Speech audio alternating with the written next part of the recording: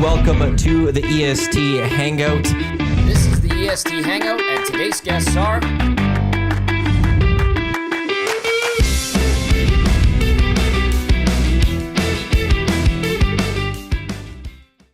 Welcome to the EST Hangout. Tom Gazzola, Derek Van Diest, Mat Barrett with you inside the EST studios. The Hangout presented by our good friends over at Sentinel Storage. Welcome back, Matt. Thank you. Welcome back, Derek. Hello. You've been to the new studio.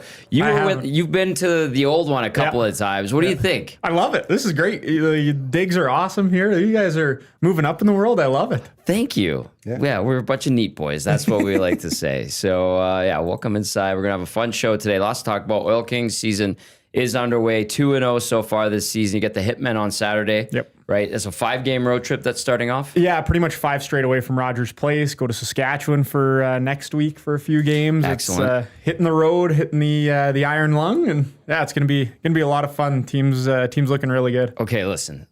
Great Iron Lung reference. I haven't heard that since my dad dropped it when talking about our old family minivan back in the day. That's referee. Yeah, That's old school. Old school. Love It's Iron Lung. He's bringing it back. Everything old is new again. Like everything's 90s now, and it's like really interesting. Remember when the 80s came back for a little bit? Yeah. Now it's 90s. That was So not good. yeah, exactly. DVD, NHL.com. What's going on? How was the game last night? I was in rough shape, so I rested. Good. You didn't miss much. I watched it on You TV. did not miss much. No. It was your typical exhibition preseason. Yeah. Let's just get through this game. Mm-hmm. McDavid and Draisaitl. They had their moments, but they finished 0 points -3. That top line did. So It's trouble. Yeah. So it wasn't great. Seattle, Seattle's gonna be an interesting team this year. I'm not sure. And I'm working on a preview for them this year, and they don't have any star power per se, but they have a pretty solid lineup, up front, up and down the lineup. So they're gonna need a lot of guys to score a lot of goals, which is they're capable of. The Oilers will be fine. I don't know. People were worried about. Oh my God, they lost 4-1. It's they don't care. They don't care. It's just they're trying to find their legs. Don't read into the score. Don't read into anything. Because once the puck drops for the regular season, that's when it matters. It's preseason. There was very non-energetic at times. Right? Yes, it just felt like it was just kind of I was at the game and I was watching. It just felt like there was no jam really. It was just kind of It's a great way to describe it. Yeah. No jam. Everyone's just walking through the motions. Just going through the motions. Let's just not get hurt. I think that's number one. That's In the fair. preseason, they're just I just don't want to get hurt. The last thing you want to do is get hurt in the preseason. Yeah, exactly. Yeah. So Well, we'll talk about it. We need to talk Oil Kings, obviously. We got the Thursday night tonight. My Cardinals taking on the Seahawks. They're going to wear those disgusting rivalries jerseys. The one that looks like a tortilla or whatever for Arizona. Yeah. That's a great way to describe it. It's sand covered, or hit by sand, like a sandstorm. I still don't get it. The logo is nice. It's red and yellow, but the idea was there. The idea, I was like, okay. The execution's this looks like it's just dirty. It's coming out of the factory dirty.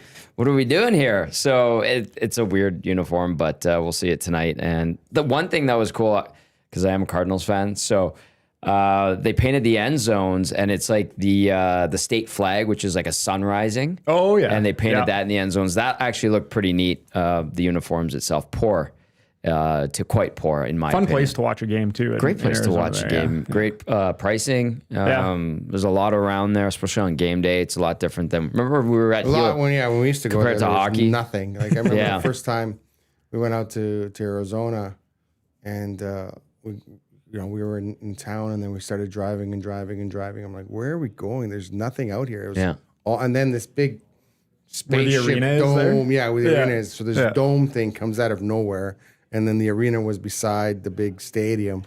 And then by that time, there was nothing out there. Yeah. And so you had to go back into Glendale.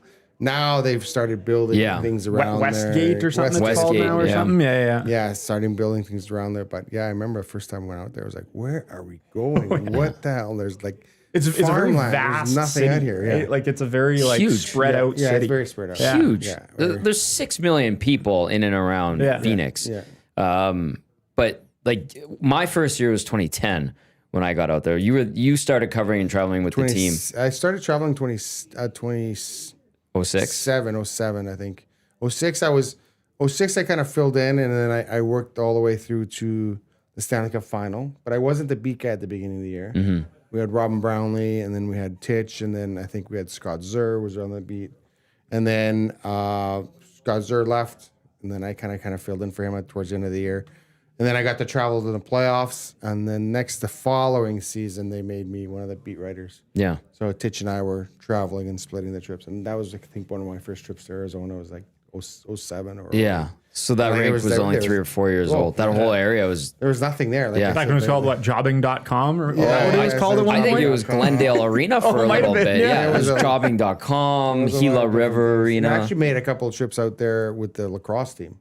Really? First year of the Rush run. Oh, really? Oh, yeah.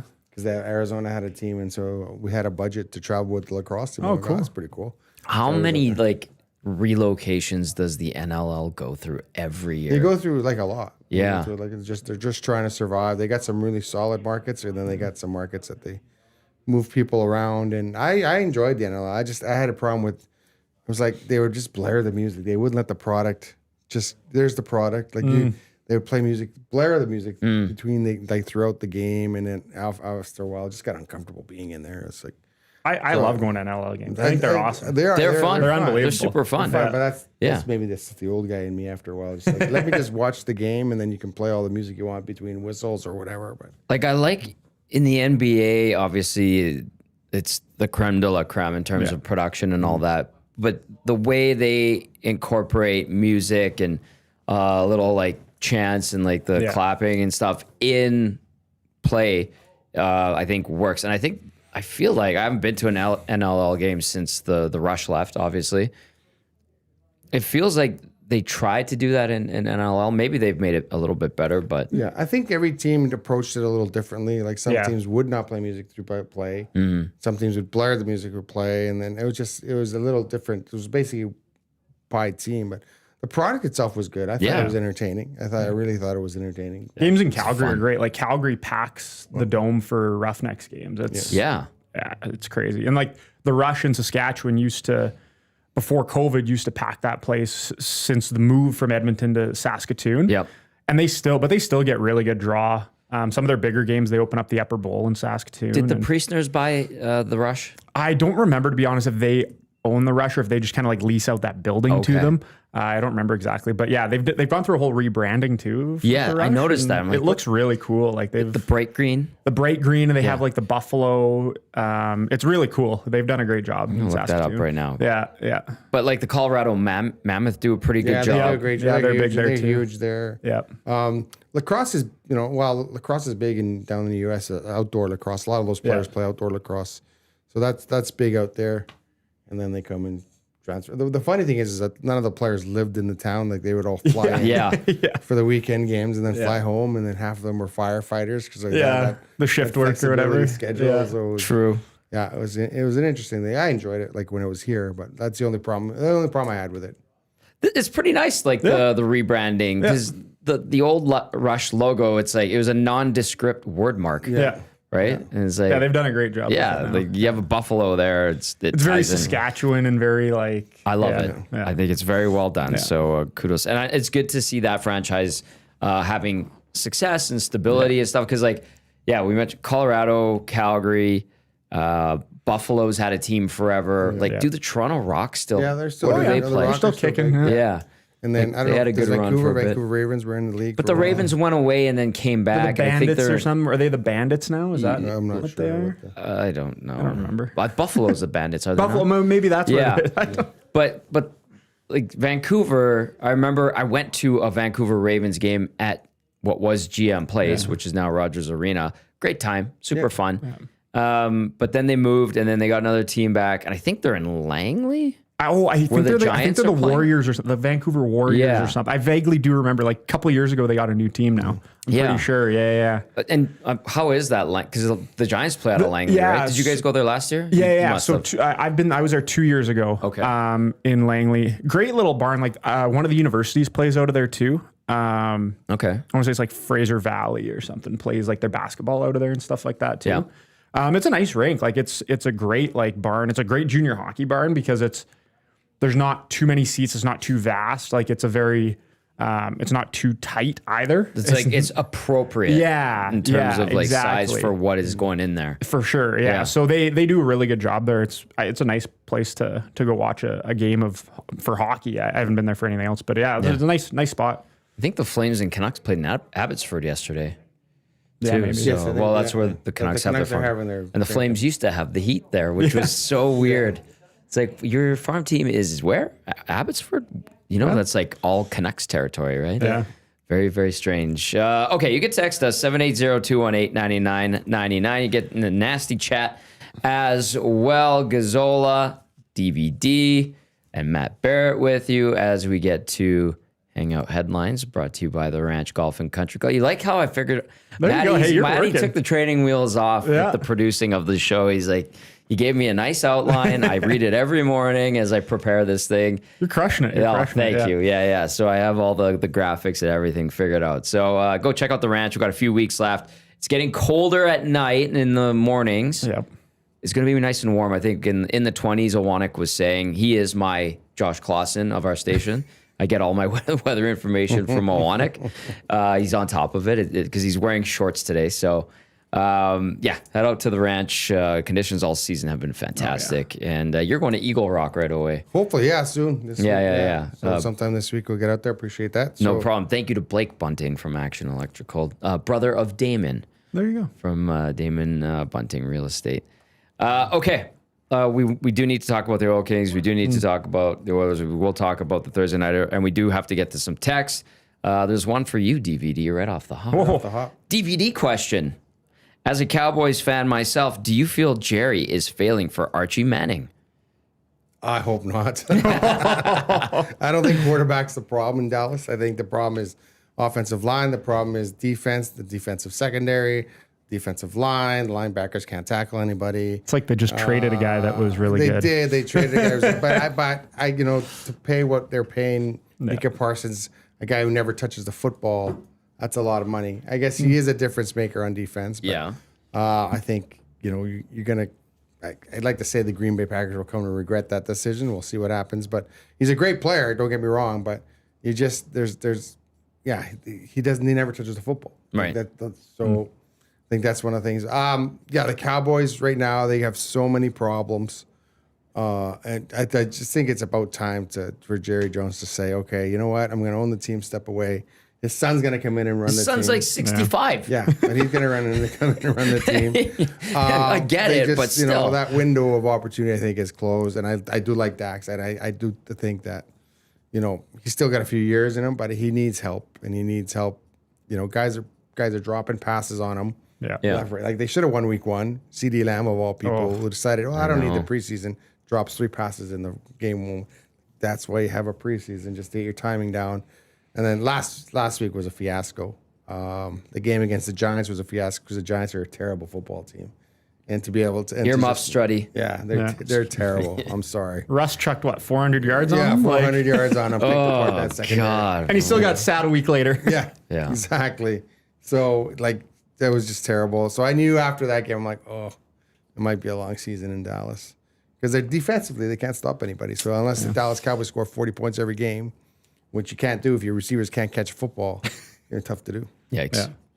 So there you go. So I don't think Jerry Jones has ever tried to intentionally lose for draft pick. That's not him. No. He's not that guy. He always wants to win. The Cowboys always have the resources to bring players in. I just think right now they just lost the plot, and they've committed to Dak. He signed that deal 2 years ago? I think Dak's an elite quarterback. I don't think quarterback's the problem. I really think he's an elite guy. I know Cowboys fans always had this talk about Tony Romo. Hey, is Tony Romo an elite guy? He's never won anything. I was like, I thought Tony Romo was elite. They just didn't surround him with the proper players. So, it's a tough situation for Cowboys fans. And I've been a long life Cowboy fan, and every year is like, this is our year, and then 3 games in, maybe next year. That's too bad. You know what, man? You should just be like me and my thought with the Cardinals. Like, don't expect anything from them. And you never get disappointed, except every Sunday, essentially, or most Sundays, to be honest with you. So, yeah. Matt, who's your NFL team? I think I'm a Denver Broncos fan. You're a Broncos fan? Yeah. They get in a new stadium. Bronco Nick texted into the show and he says the new stadium, but he said that's like 25 years old, the one that they're playing in now. Like I was just actually in Denver about a month ago for a trip, and we stopped by Mile High. Like the stadium looks like it's in great shape. Like I don't know. Probably. I don't know I don't know why the whole situation that they want a new stadium, but hey, new stadium and owners are going to pay for it. Doesn't sound like anything's going to the taxpayer. That's good. Which is huge, That right? is good. Yeah, I spent a kind of ungodly amount of money at the Denver Broncos team store, but that's You made your pilgrimage. Yes. So yeah, but yeah, it's like you said, tempering expectations. I was so excited for the Broncos heading into the year, and a couple of tough losses where probably could have beat LA last week. Yeah. Probably should have beat Indy a couple weeks ago.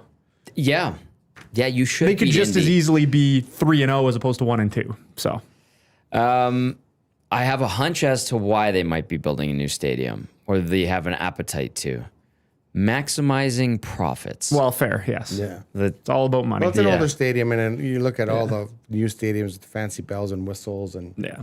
but it's good that they're not using taxpayer money. I Yeah. think that's something that these billionaire And it's just like across the highway. Like it's not very far from where they currently are. Yeah, because the stadium's where the ballpark is, and I think No. or is it? So the hockey rink That's right. and the Ballpark. football stadium are like just like a jump over the freeway kind of thing. Right. Like you could see each one from each other. I remember But the that, baseball yeah. stadium's basically right downtown. Coors Field's like smack dab downtown, basically.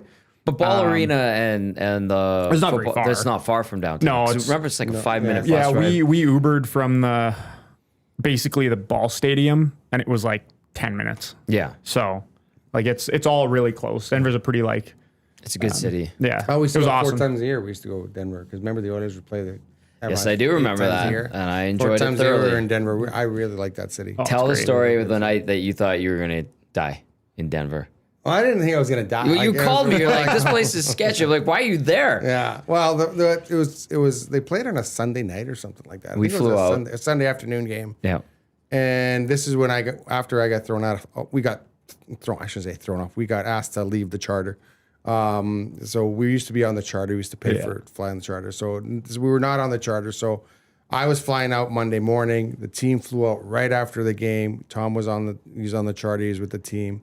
So I think I was staying downtown by the arena. They built a nice Hilton, like Yeah. a couple blocks from the arena. So we used to stay in Cherry Creek a lot. Very nice. Very nice area. Super Okay. nice area. nice. But now, so we were at this Hilton, and after the game, I'm like, I'm going to walk around, downtown the area. There's nothing going on. It's Sunday night. There's downtown Denver. There's nothing going on.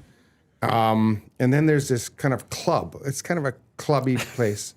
And I'm you like, just well, wanted to dance. I just wanted a beer. Dance. To be honest, let's go have a beer. Dance. So I'm standing there. I was like, maybe I can just get a beer in here. And then what happened was like there was a guy standing there. He goes, "Oh, hey, how you doing? Good. Come on in. You want to come in for a beer? Yeah, I'll come in for a beer." And there's a metal detector. He goes, "Don't worry about the metal detector. It's not working."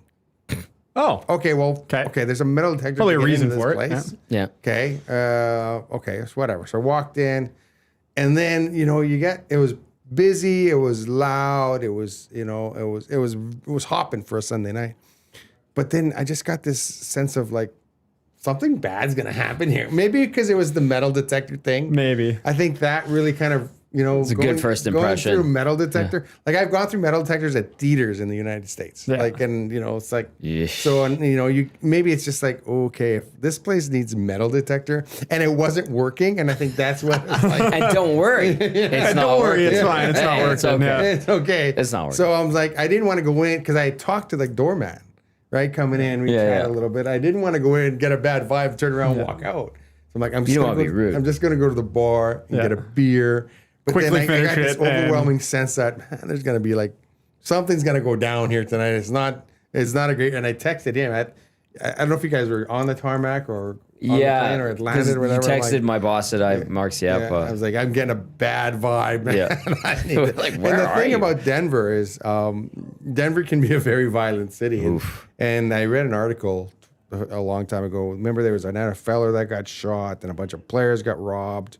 And they were saying that professional athletes are targeted more in Denver than they are in any other city in America. Seriously? There was a huge article. It was a New York Times or something like that. Wow. I remember coming in with the Oilers and talking. I remember we were on the same bus and talking, and I said to a player, I can't remember, hey, careful guys, because I read this article. He goes, oh no, I read it too. Like, yeah, I read it too. We're going to be careful. So though they tell athletes not to wear the chains, not to get blinged out, because they literally are targeted it. And then this was a few weeks after. I think there was an NFL player. Someone got shot in their SUV in Denver. Man, like but whatever. Like I've been in some rough places. We've been in some rough bars. We've been in some tough neighborhoods. I just got that vibe, and I'm pretty sure it was because you have a metal detector and it's not working, and the place is packed. But he said, "Don't worry, don't worry, it's not working." I've been to Denver places where they literally have police at the front door, and like they have. They hire cops and they say, can you just stand there with your uniform on and your gun on your belt? And it's a different world down there. Like everything, you have to really kind of keep your head on a swivel down there because it just, anything sets something off and suddenly, No, you made it. I did. I had my one beer. Yeah. And I said bye to the guy. Oh, thanks for coming in. And I think he got the feeling that, this guy doesn't belong here. he can leave. It was worse. Like I remember one time in Great Falls, Montana, I walked into a biker bar, right? And then I just walked in a bar. And you walk into a bar, and then everyone kind of looks and turns and looks at you. It's like out of a movie, hey? I don't belong here. And the guy's like, "Can I help you?" No, I'm good. Bye. Right? Like it's one of those things. Like when you don't belong, you don't belong, and I didn't belong in that. I have a Denver story. It's not dangerous whatsoever. I just remember thinking to myself, "What the heck is it?" Like, wow, this is amazing. It was at the Cherry Cricket. Remember the Cricket is like this dive bar restaurant in Cherry Creek that people would go to. It was like like a super nice neighborhood. Like I saw Ben Stein there. Yeah, it's a posh neighborhood. It's a very posh neighborhood, but like the Cricket, it was like a little dive bar. It's a little dive bar, and it had a little cachet to it. So it was after another afternoon game in Denver. There was always like these Sunday 1 o'clock games in Denver. Denver and Minnesota always had those for the Oilers. And so it was after that. And Patrick Waugh was the coach of the Avalanche at the time. And Todd Nelson had taken over for the Oilers. And so we're like, let's go to the Cricket. You might have even been there that day. Remember. So we went, and it's weird. It has like different rooms. Remember, it feels like it's like a couple different buildings that they knocked down walls. So it's like, it's weird. It doesn't have good flow to it, if you will. And so we had like a big table at the back, and we were having burgers, watching football, drinking beer. And I go to like the main area by the front door to get to the bathroom. And I look, and Nelly is sitting at a table by himself with a bunch of empty Coors Lights, just like sitting there. Nelly the rapper? No, Todd Nelson. Oh, okay. And he's got. I didn't know. I'm not sure why Nelly would be. No, we're not in St. Louis. I didn't know him as Nelly. I just knew him as Todd. Todd Nelson. Anyway, so he's got one in his hand. He's still wearing his suit, ties undone. He looked like tired, and I was like, "Oh, hey Nelly." He's just, "Hey Tommy, what's up?" And I'm like, "I won't bother you. I'm going to the bathroom." And then I turn around and I look, and at the table, like 2 over from Nelly, is Patrick Waugh with the same amount of empty beers, same disheveled look, and just like staring down at his beer bottle. I'm like, what the hell is happening right now? It was just bizarro world. I'm like, there's the coach of the Oilers, there's the coach of the Avalanche, Hall of Famer, and they're both just crushing Coors Lights by themselves. And I was like, this is bizarre. So I thought it was a neat. It's the line of work we're in, right? Yeah, it was kind of a neat moment. Just, nobody bothering them. Just leaving them alone. Yeah. So no, I haven't been to Denver in a while since actually. It's been a long time since I've been to Denver. But yeah, I really enjoyed it. I used to enjoy going in there. One time, I think I was in a cab with Jim Matheson coming in from the airport, and the cabbie got pulled over by the police. So we're in the back, and the cabbie gets pulled over. And we're sitting there going, "What's going on?" Like, we're no right. We were arriving town. The game was the next day, and the cabbie gets pulled over, and the cop, he's going, "Can I see your driver's license?" And he was driving around with an expired license. Oh no! And so the cop sticks his head in the back window and goes, sorry, boys, this might take a while. We'll get you another cab. At that point, you get a police escort, eh? Just Thank jump in the you. back of the police car. Let's go. Well, the airport, as we've known, so far the airport away. is even further It's away a million miles away. than it is here in Edmonton. Like Edmonton.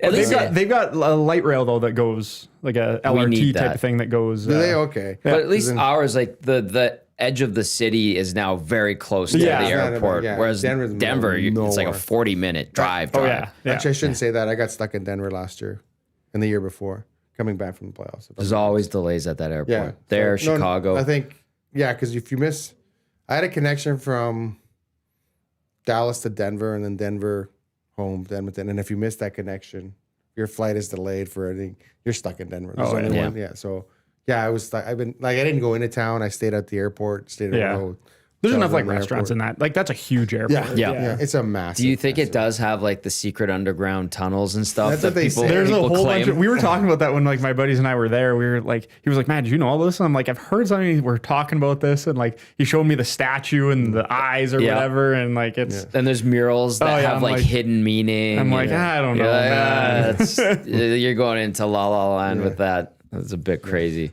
No, it's a huge. And I hate that airport because it just keeps going on forever. oh yeah. Because massive. there's like the Ever, three ever, separate ever, terminals and you Yeah. have to take the train to one of the it's like terminals. a 2-minute train ride, if Yep. that. Yeah. Right. And then you're like, oh, I'm at gate 74. Gate 1. Awesome. Walk. It's like, I'll get my steps oh in. my God, that airport is just insane. But I've been there a lot. I remember one time I was traveling. Jim Matheson used to be my travel partner when I was at the Sun and he was at the Journal. And then we were going to Denver, and I think I can't even remember where we were going. So we decided, well, we'll do some work here at the airport by the gate. So there's like a little desk there. So we sat down, started working, whatever. And then they said, oh, yeah, we're boarding the plane. It's like, okay, Jim, they're boarding the plane. So I took my computer, put it in my bag, jumped in, and then Jim grabbed his bag, and he went, and we boarded the plane. We got on the plane. Jim opens his bag. He's like, oh, no, I left my computer at the airport. Oh no. So he had left his computer on the desk. Like he had packed up his cord and everything with the computer. Oh, and it was Matty. one of these old, like the Journal was using those Dell computers that were weighed like 25, 30 pounds. And he goes, I don't think you'll be there when I get back. I'm like, no, your computer will be there when you get back. Sure enough, he goes back through Denver.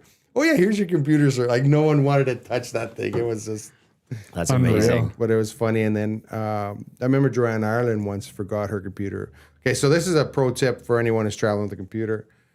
The computer goes first, the bag second through the scanner. Yeah. Okay, never have the bag, then the computer. Because what happens is You take the right, bag, you take the you're like, bag, "Oh, I'm good." and you forget the computer. Yeah. Pro tip. So if anyone's going through security with a computer, has to take it out. Yeah. Put the computer down first in the bin, let the computer go through, and then the bag, because then you'll have the computer in the bag. I've seen so many people just grab the bag Yep. and leave the computer. And you get the and then you're TSA, like, sir, oh, ma'am. no. Yeah. I noticed like in Denver, I noticed when we were leaving the X-ray machines they're like some new ones where you don't have to take anything out. You just chuck it in the bin and they just You zip would it think through. we would have that type of technology by now. So it's good. You that don't have to they're take out the implementing- liquids. and- Yeah. Yeah, Like the I don't think shoe I had a thing. laptop, so I don't know if you still have to take out the laptop, but you just like zip it through and you're good. It was the smoothest process once you got like into the Security. area? security. Yeah. Well, you're in line for a while because it's so busy, but once you get to your little spot, like it was probably 10 minutes, if that. Yeah. The shoe thing is I have whatever they call it, the TFSA. Yeah. That's Oh, the pre-check. The pre-check That's is a awesome. game changer. It's a game changer. If Yeah. you get that. So right now, That's a pro tip. I always behave my best at airports. I don't want to, don't make a scene if something happens. We're in a suit. Like you're so like, And so I remember one time might have been Denver, might have been another long airport, might have been LA. But usually the pre-check line is pretty short. And then I remember there's this massive line. I'm like, this is the pre-check line? He goes, yeah, that's pre-check line. Massive line. Snaking through. Like this was the pre-check line.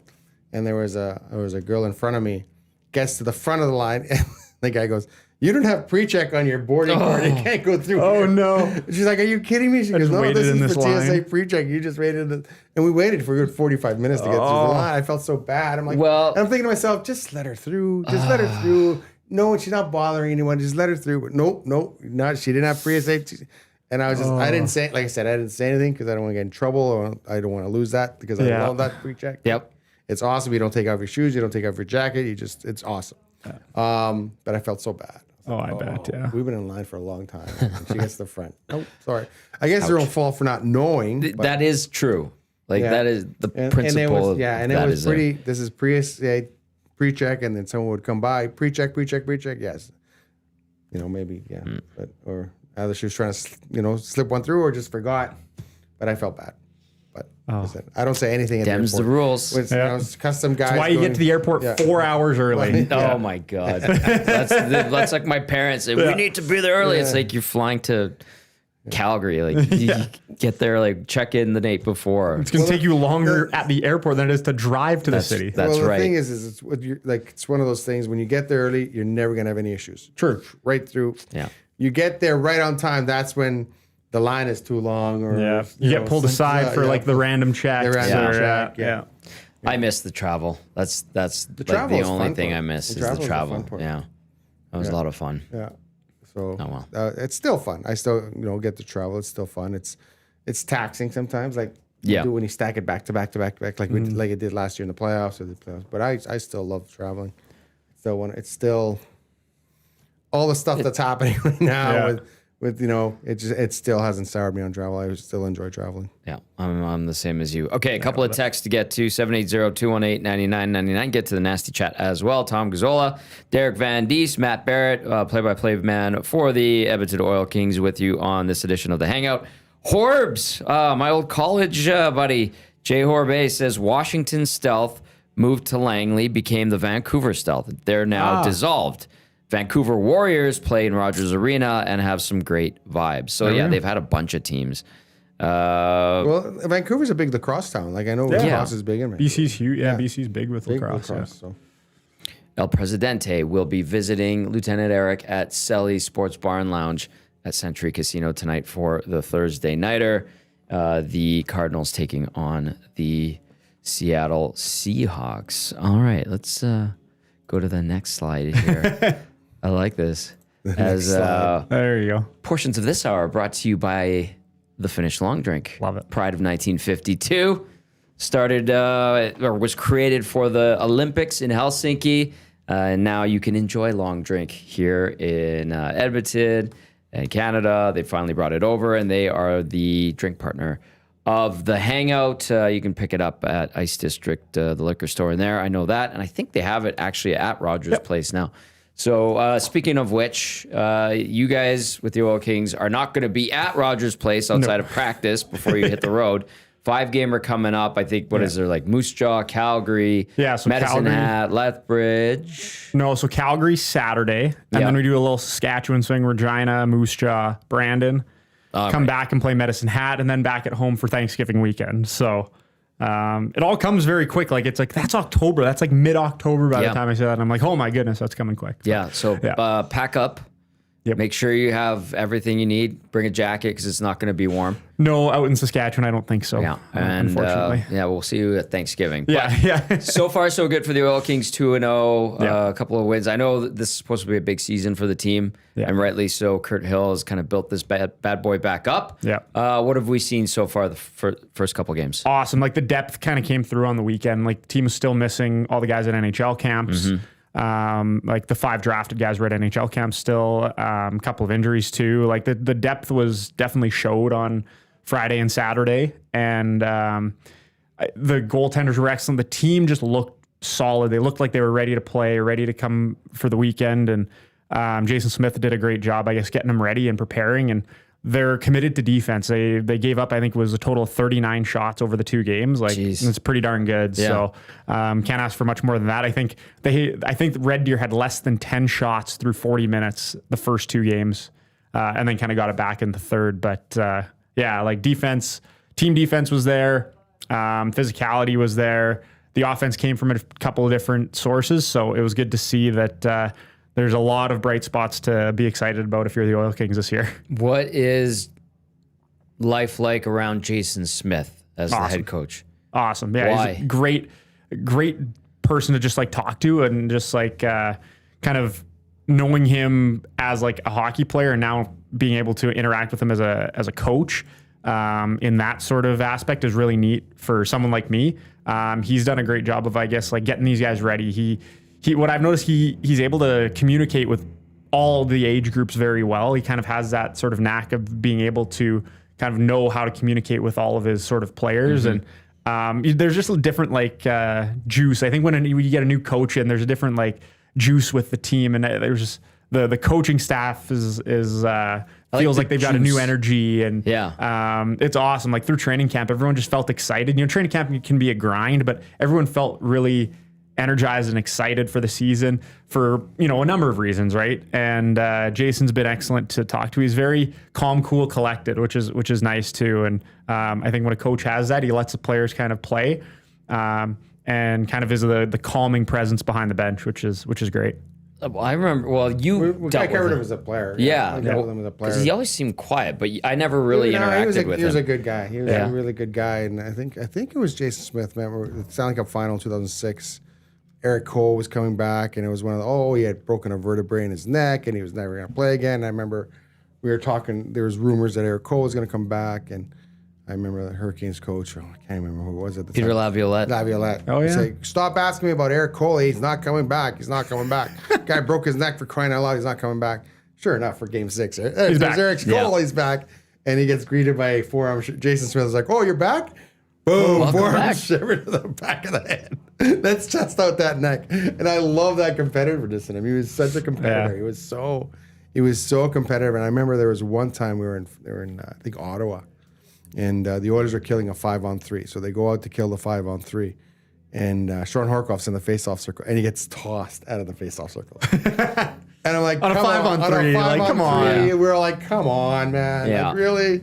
Like, it was him and Jason two Smith was on the defensemen, ice. So Jason Smith has to come and take the face off, right? He's like, I don't know. He probably never taken a face off in his life against one of the best of face off. He's lining up league. Like NHL '94. Exactly, yeah. We felt so bad for him. He's like, oh no, this is not going to turn out. Like, and Horkoff was arguing. Of course, he was. Like, why are you kicking me out on a 5-on-3? And sure enough, obviously Jason Smith, we guess one of the best face-off guys in the league. Bing, bing, bing, bing. It's in the back of the net within 30 seconds. But I'm like, that's a tough position to put him in. And I thought it was kind of funny. He didn't think it was funny at all. I chuckled at it because we saw him. He brought his stick up, but I think I wrote something about it. It was like felt bad. I said it felt bad because he had no chance, and then he didn't like the no chance thing. I had no chance. I'm like, you've never taken a draw in your life against one of the best face-off guys in the league. I can't remember who it was. I didn't think he had a chance, did you? But he had brought his stick. Like it was, and even JJ, I was with JJ. We were kind of sitting with JJ. Yeah, poor. Like it was a bad situation for him to be in, and I've never ever seen. That's the only time I've ever seen centerman get thrown out on a 5-on-3. Yeah, like he got tossed. Jeez. And I was like, come on, like, really? It happened once last year at the Oil Kings. I remember it for some reason. And I think it was Ethan McKenzie had to come in and take it and actually won the draw.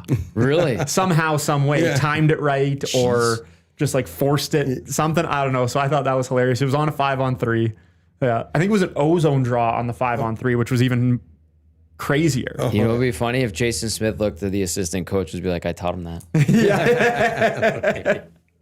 Maybe, I know. I'm going to keep that in mind for the broadcast. We were joking around about it, and he was not happy. No.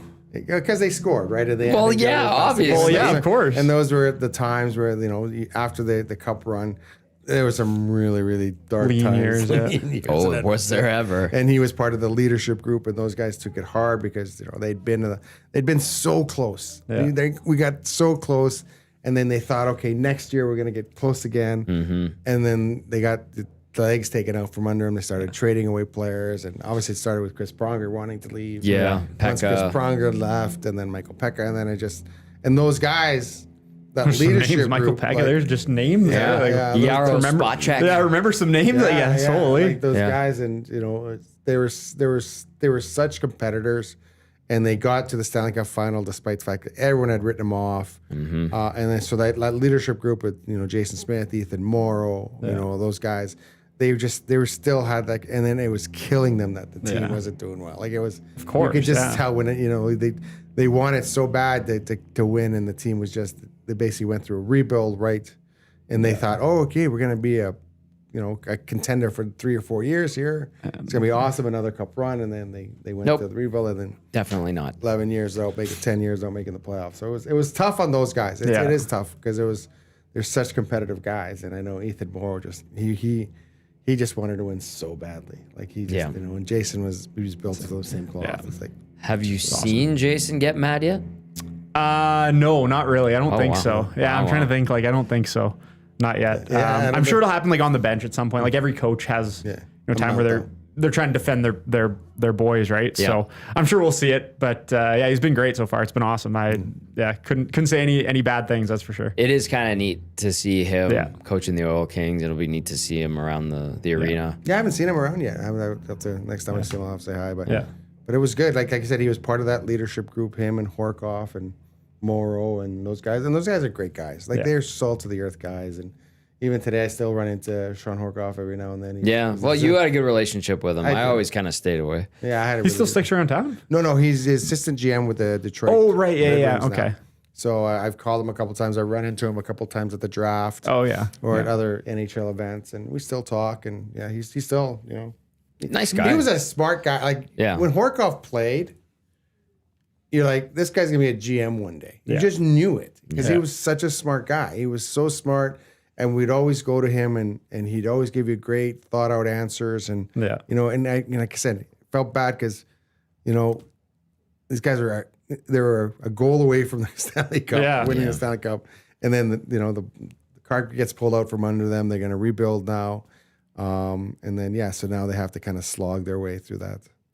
So it was tough.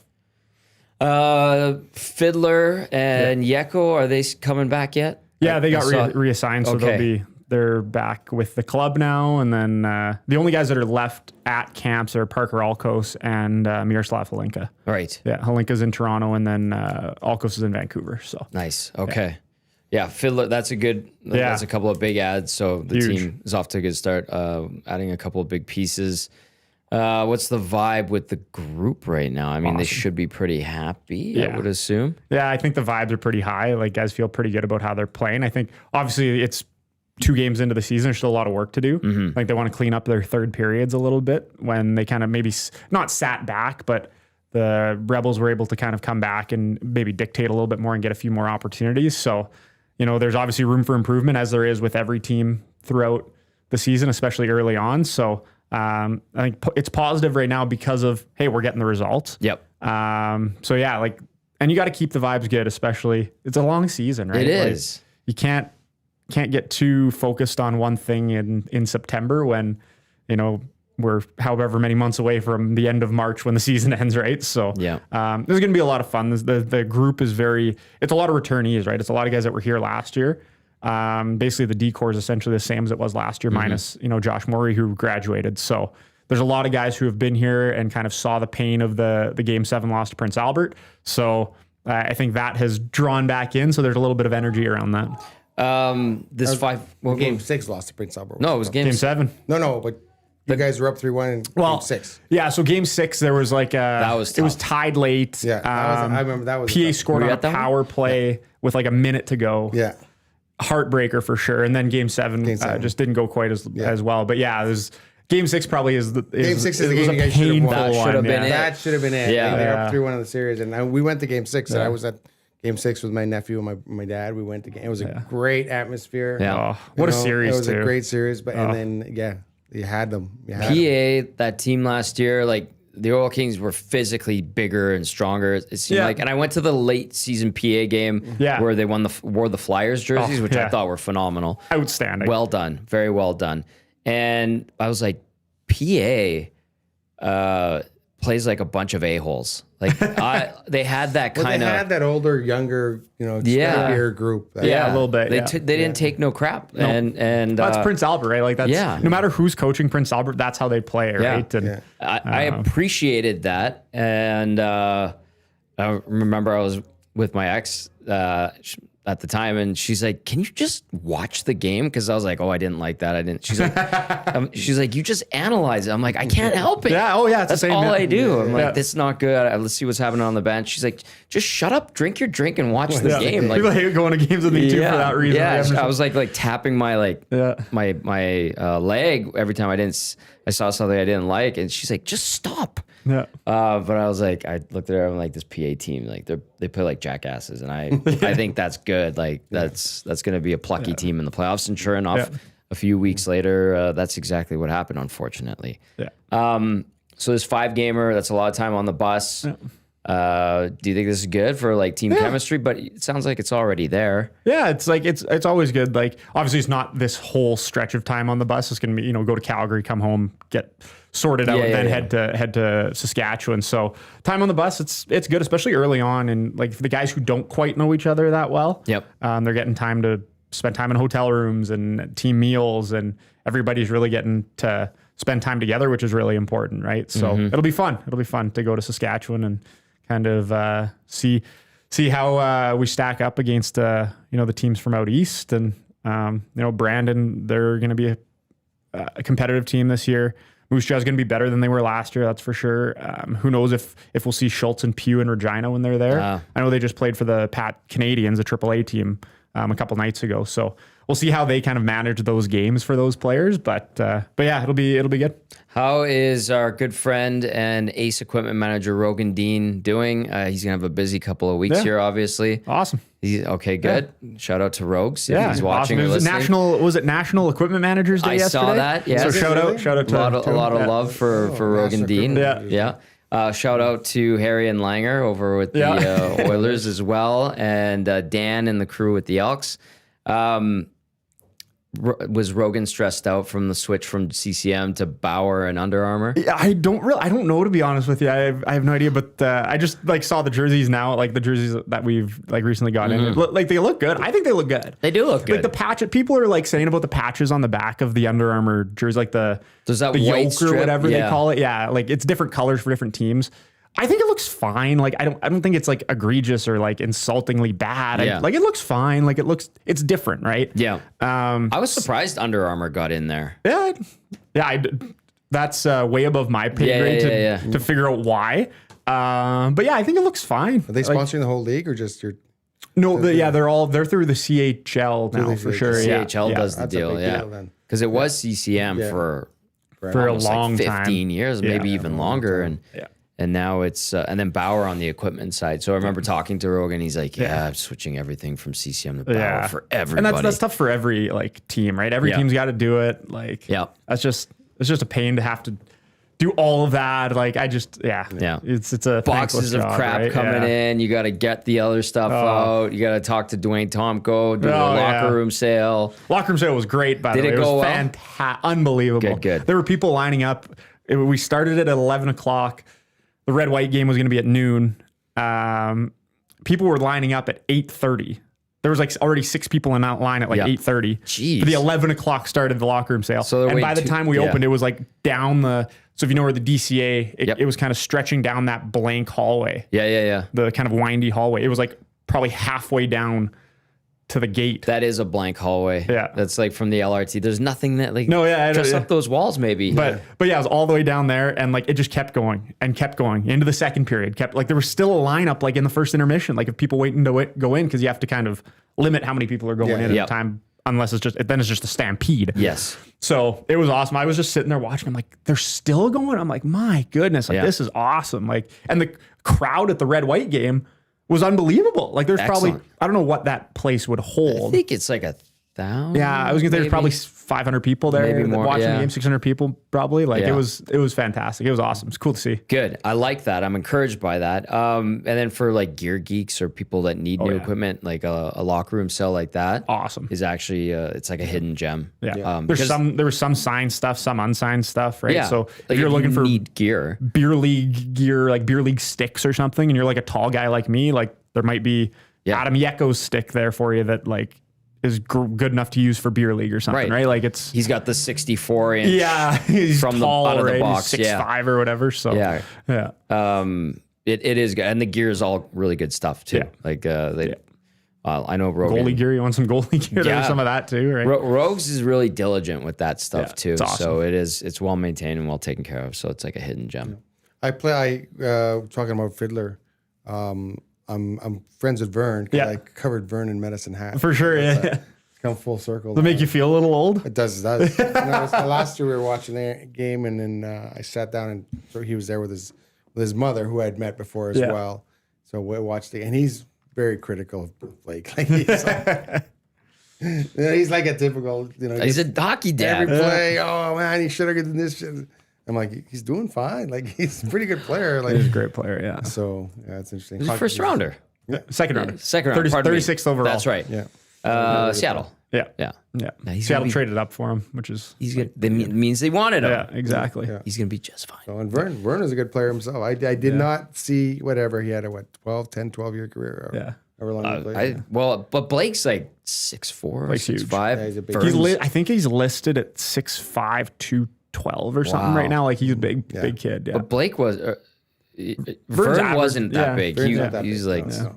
maybe 6 feet, not even. Yeah, 6'1". Oh, Yeah. So That's Yeah. crazy. HGH, these kids these days, I tell you what. This text comes in and says, who could have forecasted that Pronger would have to leave? You know what's weird with Pronger? He came back in the playoffs in the Cup final, and he's wearing an Oilers alumni golf shirt. I was like, really? this year? Yeah. I don't- like, oh, he's yeah, on- he he was Yeah, around that's this year. He was right. around last year. Yeah. Last year he was I guess, what is it, a vodka? What was it? Oh, he had a whiskey with his was a brother. whiskey with yeah, his we have brother. a bottle of it somewhere around here. So yeah, Oh, so he yeah. came. So he had a tour around here, and like that was just such an interesting situation. How he from what we understand, he told the owners in December it's not going to work here, and they're like, geez. just hang around, just hang around. And they went then they hung around, and then they went to the Cup final, and finally I was like, okay, forced no. a trade because it was one of those just wait, and never did happen. So, but I've always liked Chris. I always got along well with Chris Pronger. Never dealt with him. So, and so he was here last year, but yeah, he's in the building last year, and I remember he was in one of the private suites, and people were talking to him, and like I think water under the bridge now. He did get a good ovation from the crowd, but people were in a good mood and obviously super excited about the Cup final. Yeah. Maybe get over that hump Yeah. and win for the first time, but did not happen. Speaking of like the old building and it not working, remember you look at what they have now, what you guys have now too as the Oil Kings, and you look back at like those days at Rexall / the Coliseum. It's like, wow. Yeah, that was bad. My favorite things are the stories that Kevin Radomski will tell about Dahmer's the got old good building ones. when he does the tours and stuff. I love going on the tours with him because he tells all these Well, stories. share it, enlighten us. Well, the one was like, you probably know this at the old stadium. So like the equipment room, we'll call it, quote unquote, for the Oil Kings. I remember was the like cage. under a set of stairs. Yep. Right. So Rogan had to put up, like Kevin always tells a story, Rogan had to put up towels for like the drippage of like the beer or whatever from like stadium. So he's like leaning his head on like these stairs of towels for like sharpening skates and There was stuff. And like look at it now, it's like look how far we've come. So it's I love hearing those stories. It's awesome. Oh man, it's hilarious. I know exactly because there was a skate sharpening machine behind the benches. Yeah. and I don't know if like the visiting team's supposed to have access. I think, but it was kind of like a hidden secret. It was like, oh, there's a sharpener right back there. But now that was before the quick trigger steel. Yeah. And then that has changed everything because I remember when they built Rogers Place, there's a skate sharpening machine literally right behind the benches there too. But Yeah, I think so. or they set one up. Yeah, there's like something a like that, mobile maybe. one that they. Yeah. but it really because there's a whole area for the all the equipment blades, staff, yeah. and everything, and yeah, now it's just they have the pop trigger them, and they pop have Yeah, like it's easy, right? It's six technology, sets. man. Yeah, Yeah. 6 sets of steel each, like, and yeah, we're pop, good. pop. You're back out there. Yeah. Go Yeah. have fun, sharpen skates. That old building, it had its quirks. It was interesting. But I remember during the Cup final in 2006, so they would have the catwalk. I don't know if you ever saw the catwalk. Remember I the did. Like catwalk? I'd never like gone into the bowels of Rexall. Oh, I unfortunately, was no. in. So I we went to every corner of that building. We were in so the catwalk was kind of held up by like it was like It was hung up from the roof. Yeah. Oh, okay. It was So it was kind suspended. of suspended. So it's kind of wobbly a little bit. Oh, it was wobbly a lot. It was wobbly a lot. And I remember it must have been game 6 because that was the loudest I've ever heard Rexall place in my life. and the catwalk is literally shaking like this. And we stopped work. I stopped working. I usually can work through anything. I stopped working. It was so loud, and this catwalk is shaking. And I'm thinking to myself, this is coming down. This thing's coming down. It's coming down. It's gonna come, but it would shake. It would shake, and it would sway, and it would move up and down. And, it's creepy. Yeah, because it was suspended from the roof, and it was. The one in Calgary, I mean, you know the one in Calgary. Yeah. Like you can walk over the scoreboard. I've done that scoreboard. I hate that. It gives me a little bit of it still gives me a little bit of like the heebie-jeebies a little bit. Because you can actually walk take a picture of the sea right there. Yeah. I was like, don't have your phone out. Don't drop anything. Yeah, just focus on walking and you're good. Yeah. So and the bars that they have and the floors are like wood. The floors are wood, and you're thinking, you're gonna go right through this thing. Fortunately, like in Calgary, if you've been there enough times, you can so for me, like the visiting team is like kind of right next to the Flames room, and then the Hitmen are on the other side kind of thing. So there's an elevator right there basically that you can go up to. But you have to walk across. So if you just go around the corner a little bit, there's another elevator where you don't have to walk across. Yes. So I always try and take that one. It's a few extra stairs, I think. But your peace of mind is through the roof. Exactly. Yeah. So I always try and go to that one if I can, and just kind of like go by the Zamboni and then go up the other elevator. Yeah. And nobody like you're allowed to. Like I don't know. Yes. No. There's no reason that you can't. Right. So. But it is trippy because the roof is literally like starts right there. Like it feels like it's right above your head. You can't really see across. Yeah. And you're walking over fans, and you're like, this is. Yeah, it's bizarre. Trippy. It's scary. It's got some character. I'm not afraid of heights, but I remember standing there and going, ooh. Yeah. I always whack my head like in the visitors' radio booth. I always stand up and whack my head on the beam that's coming across. And I've done that many times in Calgary. My buddy who will join me on the broadcast sometimes will look at me and he'll be like, "You idiot! Like it's there. Like every time. Same thing. I whack my head on that beam because it's right there, right at it. But now Calgary has the best view. Calgary press box, best view in the league. Press box wise? Yeah, because you're like you're right there. Yeah, it's not that high up. Yeah, and that's the owners were the same way. You're like right on top of the game. You saw everything. And you heard everything too, which was cool. It's awesome. Yeah. Now we're 300 feet away, and that's right. Puck goes in the net. You say, "Oh, so and so scored," and then you get the. No, it was tipped, you idiot. Didn't you want? You're watching the game? I was like, yeah, from 300 feet, Bob Euchre away. Like that. I'm in another time zone, but sorry, I missed it. So like 5 iron to get there. Exactly. Yeah. Okay, catwalks, MSG, that one's good, but they they put it in the renovation that they did like 10 years ago. Detroit's really good. Who else still has like a catwalk? Montreal. That one's phenomenal. That one's actually I've never been to Montreal. It's like the catwalk at Rexall was, except instead of just like railing, it's like walled in. Yeah. You know what I mean? Yeah, it's like really nice. And then so you don't feel like you don't feel like you could just fall over and like splat. It's like really well done. And then the hot dogs there are really good too. At the Bell Center. Right? Yeah. Hot dogs at the Bell Center. I do love the media food in Calgary though. Because it's like super cheap. You go in the media room. Yeah. It's like staff and you're allowed to go in there with media. Well, they have an actual kitchen like in downstairs. If you actually have it. Little chicken fingers. Yeah, so you can go and order food there. Yeah. They have an actual kitchen for all the staff, and it's fantastic. That's awesome. Actually, the Stampeders have a good media meal, and the price is free. Price is free. Yeah, that's actually like surprising. I was like, really? You don't see this very often anymore. No. It's really well done. The Elks have a media meal then? I don't know. Yeah, they do, but it's like $5. It's also really good. Still, we have to go now that there's the owner's suite that took over most of the press box. I love the food downstairs at Rogers too. It's unbelievable. It's better than anything I can make. Obviously, yeah. I know you're plan my weeks around it. Yeah, you plan your weeks like plan my groceries around. Like, okay, when am I gonna be?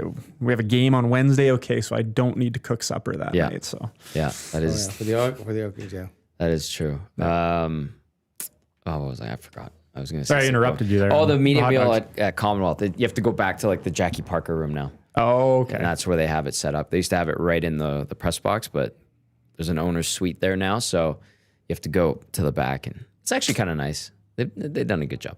We'll see where it goes, though. Yeah. All right. This is the EST Hangout. Tom Gazzola, Derek Van Diest, Mat Barrett with you. And, of course, the Hangout presented by Sentinel Storage. Portions of this hour brought to you by The Hive Product Marketing. They bring the buzz, official merch partner of EST. Check them out, thehiveproductmarketing.com. Not the Prive. Text us 780-218-9999. Get to the nasty chat as well. Do you want to dive into preseason and training camp for the Oilers right now? Matt, you were at the game last night. We talked a bit about it at the start of the show. We can talk a bit, and I was kind of hoping Stu would have a better debut. Skinner, I didn't like the third goal. He didn't like the second goal. He didn't get much help, and I think he didn't get a lot of shots early on. I think he was just sitting there. I think he had one shot through 8 minutes. Yeah, 10 minutes. Yeah, the first goal was a second shot rebound opportunity. Yeah, so he had 2 saves, and then the third one was a goal. Right? Yeah, I was like, oh, here and we go. It was side of the net, nobody covering. No one, Jagger no one Furcus, there. And then the second goal, guy was wide open in front. Third goal was a bang play, but I think it went through him. Yeah. So he didn't like that one. So it's the 3 goals. He didn't like that one. But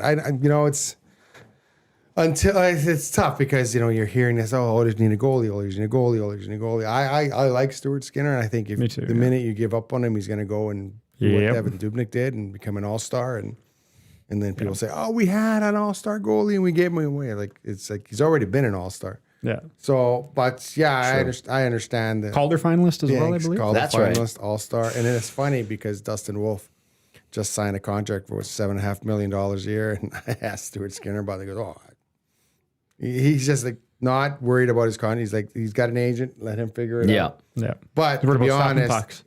Worried about stopping pucks. That's right. To be honest, if the Oilers want to re-sign Stuart Skinner, that's the price tag. It's going to be a Dustin Wolf price tag, $7.5 million.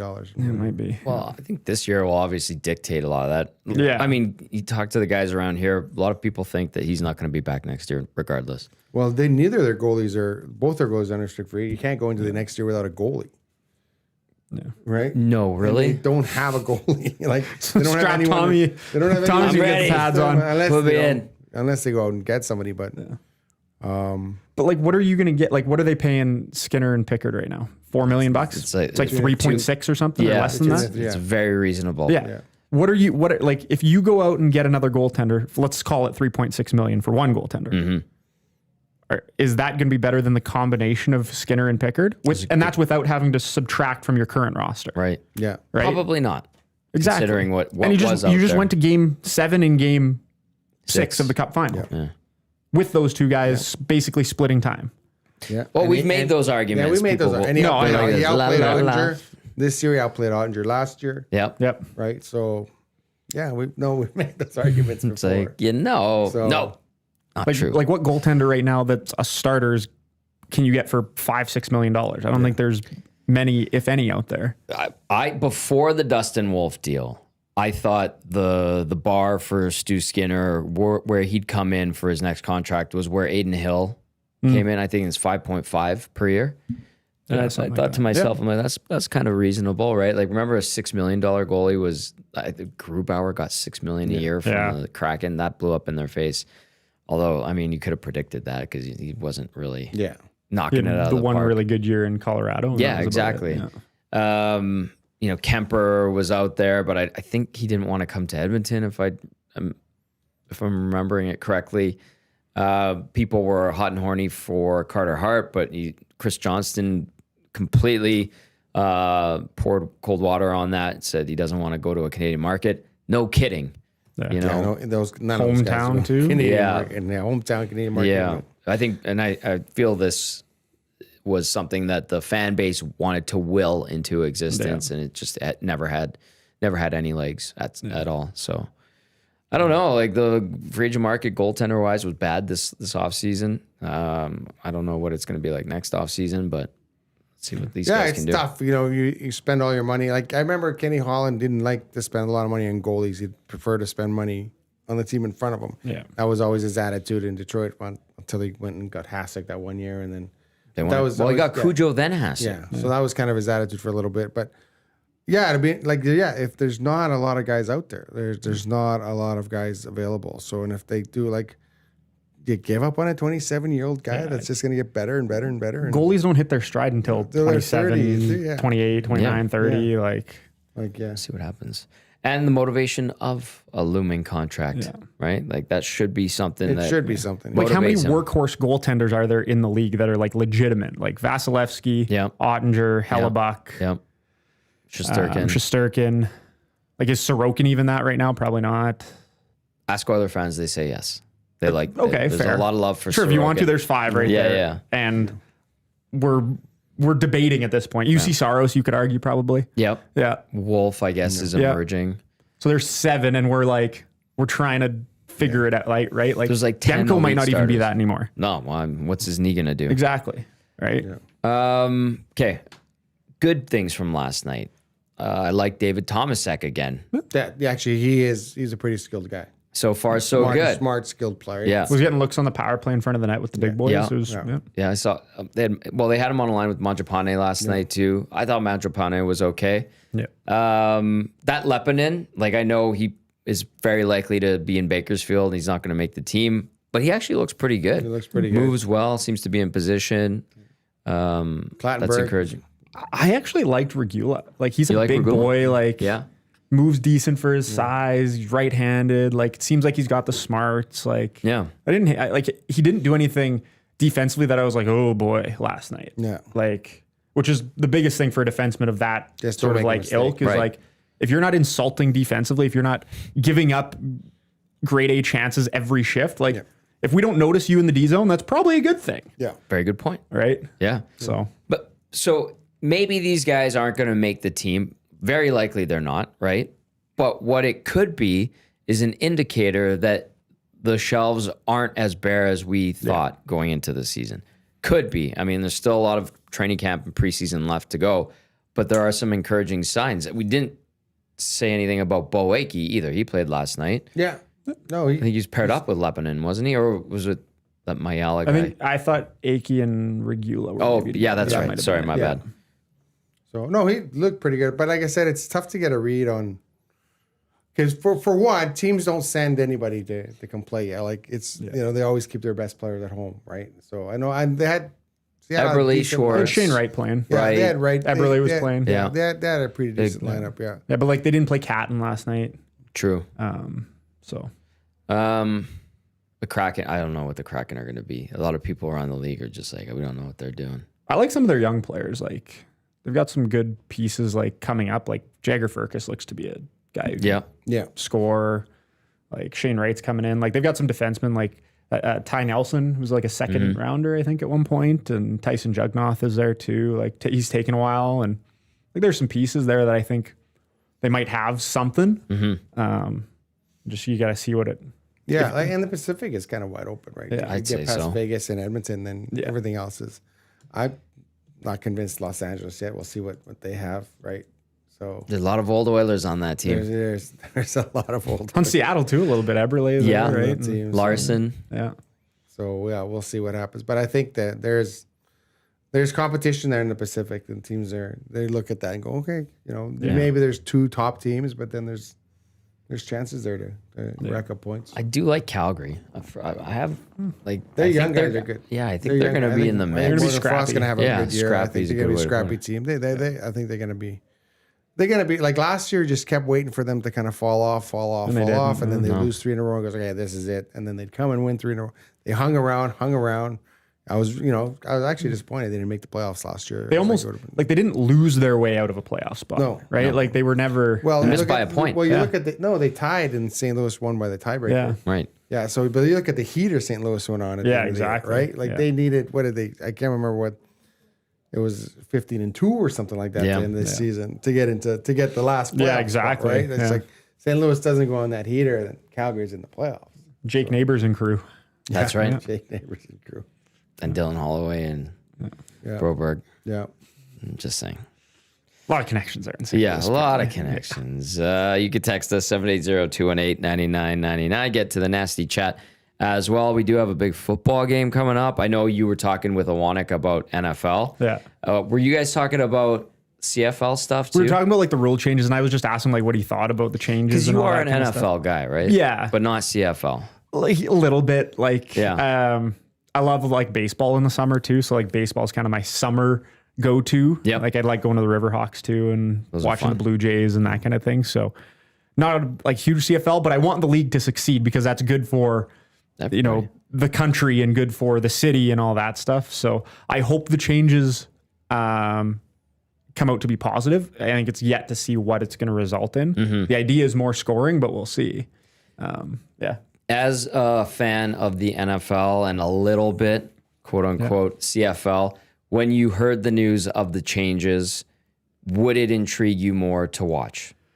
I don't know. It's hard to say because the changes are small enough where like I don't know if the game itself is gonna change a ton. We might see more scoring because I think teams might be more inclined to go for it. The funniest thing is that like when you really think about it, why were the uprights in the middle of the end zone to begin with? Because they just never moved them. Right? They were like that in the NFL They too. were like that in the NFL too for a long time, and then the NFL decided to too many guys were smashing into it. Yeah. And let's move them back, and then It is a safety hazard. Exactly. It is right? legit a safety It's like, oh, hazard. now I can throw it over the middle on a slant to try and get a touchdown, that's right? right. Like, so theoretically there might be more scoring, which I think is good for the league. And the length of the field, I don't know if it makes a huge difference because like, you still need to drive the ball 60 yards to get a touchdown, really, right? Like on the kickoffs, it's all going to balance out. So I'm interested to see how the teams kind of adjust. Are they going to be more aggressive now?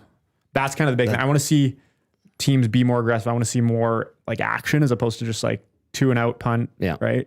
So that is true. Yeah. If you're, you know, at the opposition 45 and you're 3rd and 5, it's like, and you need some points and the clock's running down. yeah. I mean, I think you would go for it generally, but like now it's like you have to go do it. So you're kind of in no Just do man's it. land, right? Yeah. Like Exactly. a punt is almost too short. Yeah. And like that field goal is what, 60 yards almost at that point. It is now Good luck. with the 15-yard end zones, which that's the part I really like is the 15-yard end zones, cutting 5 yards out of them. So you're going to be more chaos in a smaller area, which I'm looking forward to. You played quarterback. You played Canadian football all the way up into junior football before your big tryout with BYU. What do you've been a fan of the league for a long time. What do you think of all the changes? We haven't talked much about it. You know what? The field, shortening the field, I'm not sure about. Obviously, it'll be, you know, they want to increase scoring, so shortening the field, increase scoring. I've been a long proponent. We got to get rid of the rouge. We got to get rid of, if you miss a field goal, you get a point for missing. I'm like, come on. Yeah. Come on. Like it's ridiculous. And you know, everything that I understand like where the rule came from, but it's just like, no, it's all or nothing. None of this. Well, to me, it was always so Canadian. Well, we'll give you a point for trying. Yeah, it's so Canadian. It's so polite. Hey, here's one. Here's 1 point. We feel bad that you missed the kick. Here's a point for trying. I was like, no, get rid of that. I think it will open up the end zone without the big goalpost there. God knows I let enough guys on, you know, post patterns into the literally post. That's what they call post patterns. So I've done that on occasion or two. It'll open things up. I think it'll be exciting. I'm a huge CFL guy. You know, Tom and I share season tickets to the Elks. So I think it will open the game up. I just don't want it to be too much. I like the fact that it's a little different than the NFL. Yeah. Because if you go and compete with the same product, you're not going to win because people are just become a farm league. You just become a farm league. Yeah, you're not going to win. So I like the fact that it's still a little different. It's a little different product. It's a little different game. It's a little faster game. I like the fact that, you know, the Elks game last week was awesome. Like it comes down to the last second. Yeah. Like, you know, 2 weeks in a row and they lose. So they lose. That is a good thing about the thing I like with the CFL is that a game is really never over. It's never over, right? Whereas in the NFL, if you're down a score, maybe 2 scores, and there's 2 minutes, 3 minutes left, you're like, all right, one flip to the first next down game. and you're toast. Yeah, exactly. Over. So I think I like that. No, I think it'll help. I think it's just a matter of kind of building that momentum again. Because I thought pre-COVID the league was doing well. People were going to watch the game. Yeah. And then COVID hit, almost killed the league. They were able to get out of it, and then I think they're just trying to build that momentum again. And I think you have to get that young fan base. Like, you know, my nephew, we've been going to football games for 3 years now, and he admitted to your mom, I think the other day when we were at the game, he's like, well, I don't really know all the rules of football. I don't really know what's going on. And your mom's like, me neither. Yeah, she's a 65-year-old Polish lady. They were sharing that. He didn't know why something was a penalty, what was going on with this, but he just loves being there. He loves the enjoy. And his buddy's been on, like, he's like, can I go? Can I go? Can I go? Yeah, Like, here are the dates, man. Pick a date to go to the football game. I was supposed to bring them all this weekend, but now they're at hockey tryouts and basketball tryouts and this and that. You got to market it to the right. You got to get those kids in there. The kids and the young families and the younger people. Yeah. Are the big thing, right? Because those are going to be your longtime fans for the next 25 years, next 30 years, and then you'll have to redo it again in another 30 years. It's a balancing act. You don't want to alienate, the fan base that's been there and has been following you for a long time. That's maybe getting a little older. You want to bring in the young group. But I think, to me, I remember my first football game was the Labor Day Classic when they used to go to schools and say, if you want to have a ticket, here's a voucher for a ticket. Your dad or mom buying another ticket, and then they would fill that stadium. With, 50,000 people. So what do they call that? A loss leader? The kids ticket or whatever? Be like the loss leader? Yeah. Is that what they call it? Yeah. So I think I remember that's my first football game. I was like, oh, this is awesome. This is great.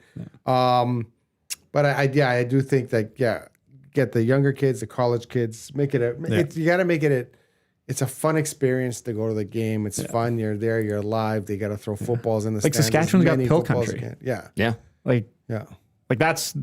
That's very Saskatchewan is like the pill country, the party section. It's I've been to a couple like Rider games when I was living in Saskatchewan. It's just a lot of fun, right? Yeah. Like they just turn it into like a. It's got to be a big party, event. And it helps, and the team is good. Like the Calgary game was awesome. They beat Calgary, and there was people were excited. Like it was like this is great. Like it was a lot of fun, and my nephew had a blast. And so I think he goes back and tells his friends how much fun he has at football games. Like, how many footballs has he caught or gotten? Won every game. He's literally gone to football every game, and they have a box of footballs at the unbelievable, and they're all the exact same. Every year it's the same, right? Are they not? Yellow. They switch them up every year. Every year, foam footballs or but we're right in the football catching section. And if he doesn't catch a ball, an adult will catch a ball and give it to him. He's at that age now. Like he's still, I think he's caught 2 on his own though. Because most of it is my dad, myself, or his dad has caught the footballs and given it to him. I love it. But it's a lot of fun, and they got to throw as many of those out and toss as many of those out and give as many of those out. That's free marketing in my. It is. That kid comes home with an Elks football. It's like so my nephew tells all his friends at school, I have season tickets to the Elks. So he does. That's what he told his mom. He does. I have season tickets. So just let me know. We'll go. I'll take his buddies have been like, can we go? So he's obviously that's how you get the word out. He's excited. He has the Elks gear. He goes to school with the Elks gear on, and kids are like, wow, I'd like to go to a football game. I was like, perfect. Come to the football game. Like it is still fun to catch one of those little footballs. I just went and sat in the seats for the preseason game. And the Elks scored a touchdown. There's nobody at the game, obviously. There's only like 7,000 or 8,000 fans.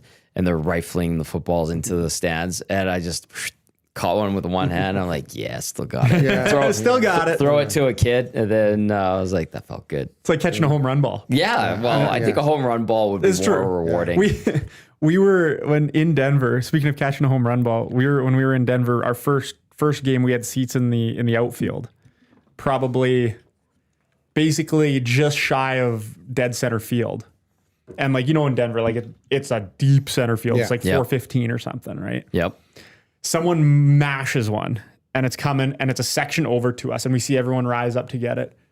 Guys reach in and all of a sudden it comes into the crowd and I see this splash of beer. Yep. And a guy catches this ball. So I think the guy in front caught the ball with his hat. And it came back and hit the beer, splash. And this guy's caught the ball in this hat. The guy behind him's covered in his beer. And we're like, this is great. This is awesome. So you see the popcorn go fly or the beer. And it's like, ugh. That's like leaving your beer on the glass at a hockey game. Yeah. It's going to go flying right into your face if there's a hit right in front of you. The Golden Bears, they always go to the corner and body check the pyramid of beer cups. Yeah. It's impressive how many beers get stacked up in that corner. Yeah. Those Golden Bear games were fun when we were a kid. Yeah. They are a lot of fun. So I caught a foul ball once at a Trappers game. It was actually the Oakland Athletics that were coming through town, and it was an exhibition game, and they were playing the Trappers. And back then I was playing that modified softball I think I told you about. So I was a catcher, so I had a catcher's mitt. And I was like, oh, I'm going to get Terry Steinbach to sign my catcher's mitt. So I did. I, got to the game early, signed my catcher's mitt. So I have the catcher's mitt. I really wasn't wearing it. And then sure enough, like in the game, the foul ball, we were sitting down the left field, like not on the bleachers, but like in the seats. Yeah.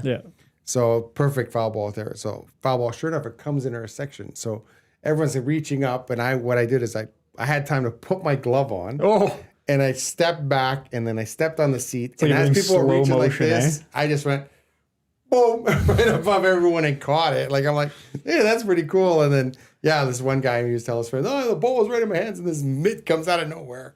And because I just stood up on the chair and got above everyone. And I'll take that. And I think Corey Blashnell caught a home run ball once, I think. I can't remember where it was. They made the broadcast because he was there. Cool. Yeah, Sportsnet camera guy. Might have been a Red Sox game or... I'll have to ask him about it. But he had the video. He's showing all of it. That's actually pretty cool. Well done. Home run ball. Yeah. So.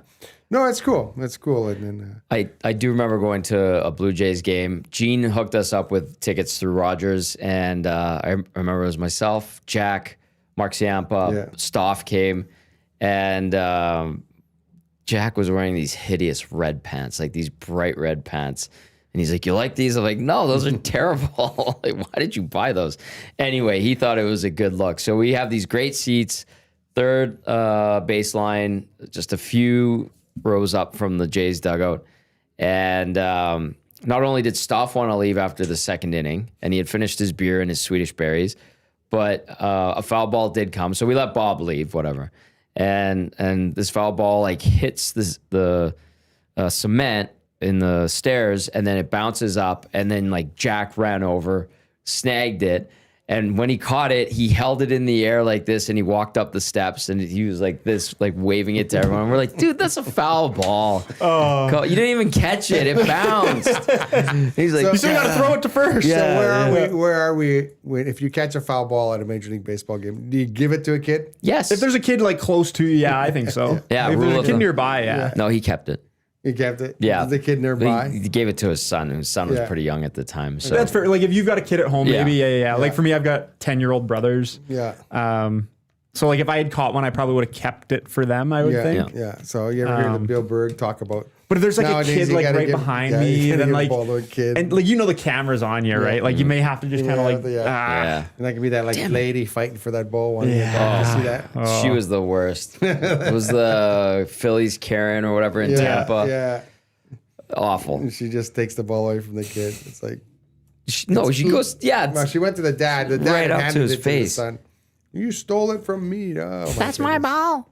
No, it's not. It's fair game. You didn't catch it, did you? No. It's fair game. So it's funny. Yeah, I've never even come close at a Major League ballpark to catch it. But that's about as close as we got. Yeah, unfortunately. But our seats the second night were like right down the first baseline. Like our seats were like angled, so we are like staring right down the first baseline. Yeah. It was fantastic. You probably had the netting in front of you then.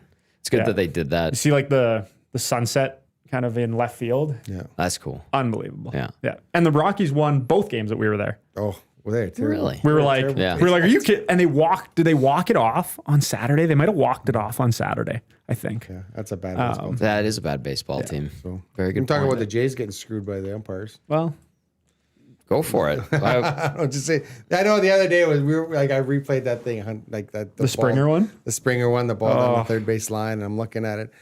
I'd like to see a replay from the umpire's perspective. Yeah, from the backside. It looks like it went right over the bag. Yeah. And that's one of the. And I was thinking about this because similar to offside in soccer, if it might be offside, you just let the play go. Yeah, because then you can review it. Then you can bring it back. Right. Like if you just let that go, and then someone says, hey, that ball was foul. But if he lets it go, is it reviewable then? Well, that's the thing. Like they should. Is that a reviewable play? They should be on a close play like that. Let it go. Let it play out, and you can always bring the hitters back. Like once you say time, it's over. Play's dead. Right. It's dead. Actually, I saw a Little League baseball team get screwed out of that last year because the third base umpire said time. Mm-hmm. The home plate umpire said fair ball. And so all the kids stopped, and then they were running around. Oh, yeah. And then they finally got their winning run home. Then the umpires got together. And they're like, and they said, no. Because the fielders probably stopped playing when they saw the foul call. The fielders stopped playing when the umpire said foul, and then the kids kept running when the home plate umpire said fair. Yeah. Right. And so anyway, they got screwed out of that. But I think because in soccer, an offside call, if it's close, you let it go. Yeah. And then you can always look at it and appeal it. VAR. I always agree with that too. Yeah. Yeah. So I think Major League Baseball may have a look at this and say, okay, it's a close play, let it play out. Because that was, that's obviously a big play. Like there's still a lot of games that we left. But then to ring him up on the next pitch, like I'm surprised Springer didn't swing the bat and hit the like he was. He was irate. He was. So I would be too. Well, I showed you what team was it? Detroit or Baltimore that was getting shafted on pitches. It was on Instagram or TikTok or whatever. And then finally, when they were on defense, the catcher missed the ball and it just hit the ump and knocked him over. Yeah. Oh, He's like he didn't get the glove up. I was like, a little bit late. Knocked the other it one was over. the catch, no catch with Varsho. Yeah, see that? Like that's that ball's in his glove. yeah. Like, it's secured. it's secured. It's in his glove. You can see it. Turns the glove over. Comes out. The ball's definitely his glove. I'm like, how's that not a catch? They're only a game up right now. They're tied right now. They're But they've got tied. the tiebreaker. Right. Even Stevens. What do we got? 4 games left. I think so. Yep. Something like that. Yeah, this is basically the last weekend Yeah. before fall ball. Okay. Actually, a couple texts to get to. Collingwood Rob texting us, 780-218-9999, the Paris Jewelers inbox. 16 years ago, almost to the day, the Double E set their all-time regular season attendance record, 62,517. Wow. September 26, 2009, against Saskatchewan. The Eskimos were 9-9 that season. I hope that someday soon we will get to the 35,000 mark for our home games. I do remember that game. I think they wore their their retro jerseys. It was packed. They actually, remember when they had like that 6-foot fence around the track at Commonwealth, so they didn't so streakers couldn't like run on the field and stuff like that. Oh yeah. It wasn't good. It was not good. Yeah, Probably an eyesore, right? Look through Yeah. the fence. It was Yeah, weird, good. but I remember on the Riders side of the stadium where their bench was, they actually sold standing seats behind this fence for that game. That's how they crammed in 62,000. Because Commonwealth fits what, 60? Not quite. 50, 55 now because they put in new redid the seats. seats, The seats are bigger, more comfortable, obviously. 55 now. Yeah. Problem is the concourse. So they kept adding It's seats tight. to the concourses. So when they originally built the stadium, it was the 48,000. Commonwealth games, 40, yeah. And so the concourses are tight, and they kept adding seats, and they added seats to the back, and then so the concourse now gets really tight when it gets. But then they like, added to the concourse for. well, they ex- added, but- they expanded a little, but it's still tight. It's still tight. 'Cause I remember even the Metallica concert last summer, just to try and walk around. I went to Morgan Wallen on the Friday a And? couple weeks ago. It was unbelievable. I had so much fun. Right. But the concourse, it's just like you're packed in like sardines, you're shoulder Yes. to shoulder. Yes. And like when you go to like I'll call it the secondary concessions, like into the add-ons for the concourse, it is a sauna in there. It was cooking. Yeah. Because you've Yes, got it the is. fryers going, you've got all the heat going from all the cooking and stuff, and everybody's in there, and there's no real like airflow in there. True. Right. That's a good point. I don't know if those windows open up that Yeah. they have. That's interesting too, because I noticed Like this it took me longer to get to the men's bathroom than it did to actually like wait in line for the bathroom, because there was no line at the men's bathroom, Right. at least. Well, yeah, because it was like 70% women at the concert, right? Yeah. This is something, and I was walking around Rogers Place the other day too, and I noticed this, and this happens at Commonwealth, and listen, the stadiums here and arenas here are not the only ones guilty of this. When you're trying to maximize revenue, this happens at stadiums and arenas all over North America, probably the world. But you have all this concourse space, right? I remember when we moved into the new building, they're like, oh yeah, it's like double, triple the width than what we had at the Coliseum. But then you add these kiosks and these like there's in the expanded beer, area, whatever, food and beverage, and all of a sudden when you had like Triple the space you have 50 now, feet, maybe double the space. yeah, you've cut it down, and all of a sudden it creates pinch points and all of that. Why not build into the stadiums areas to point of sale that won't take up the space that's intended to allow traffic flow? That's what always blows my mind. Like in the expanded area Commonwealth, they have like these huge bars that you can walk up to, right? If there's 30,000 in the stadium, it's not a big deal. But if there's 45, 50, 60, and you've got these massive expansion areas in the stadium, but you're taking away 40 feet of that by 100 feet for a bar and more point of sale, you basically nullified all that extra space and created more congestion. So I'm blown away by that. So it's like you want to maximize profit, but you're trading away like comfortability, and it's like, where's the happy medium? And why don't you factor in stores and maximizing point of sale without killing traffic flow and congestion flow at your stadiums? I don't know. I'm asking. I don't have the solution. I was gonna say you should get into some engineering, architecture, and all that. Yeah, one of the U.S. stadiums. I was in Vegas. I went to go see where the Raiders play, the Vegas stadium there, and they've done an unbelievable job with the levels. The levels is huge. So you're on your own. Every level has its own concourse, and it's great. I actually went to see a soccer game there. A lot of baseball stadiums are like that now too. So it's all about the levels and stay in your own level. And they did a great job. I was there watching. Well, it was during the Gold Cup. We were there for the Stanley Cup playoffs, and then Canada was playing. So I went to go watch Canada play, and then I kind of stuck around to watch Mexico-US play, which was pretty fun. Oh yeah. Until Mexico started losing, and then it was like they got rowdy. It got to a point where I was like, I gotta go because the Mexican fans started fighting with each other. Oh jeez. And then you're like, I'm Chilean. Not so much the U.S. fans, but they were like so upset with their team, who's a terrible team. They were playing terrible, and then you could almost see the brawls happening in different sections of them. And I was like, okay, time to go. When they start fighting, time to go. Like it's don't want to get caught in that. But it was a gorgeous stadium. Fantastic. But it's just different designs and levels, and I'm looking forward to seeing Calgary's new rink. To be honest, I think that's going to be great. Agreed. It's going to be a lot of fun. I think, and it's funny because I was talking to someone about the Flames, and I think the Flames. Craig Conroy is an extreme. I'm a big fan of Craig Conroy. When he was a player, we'd always go talk to him about someone. Like he was so good at saying, "Hey, Craig, what do you think about this guy?" And he would be eloquent and talk to you about. So if he wanted to do a feature on a story, you wouldn't ask, because I think at the time Sutter was coaching. You wouldn't ask Sutter because he'd give you a 3-word answer. Yeah. When you went to talk to Craig Conroy, he'd give you like great answers on a great player. So I think it was a great hire. I think he sees this team, his Calgary Flames, like he didn't go out. He's not going to expedite the process. He's going to stay with our young guys. We're going to build from here, because he knows that when the Oilers' windows close, he wants Calgary's window to open. Oh, yeah. Yeah, that's fair. And they're going to have the new building. They're going to have this good young team. Yeah. They're going to be able to attract free agents to Calgary now.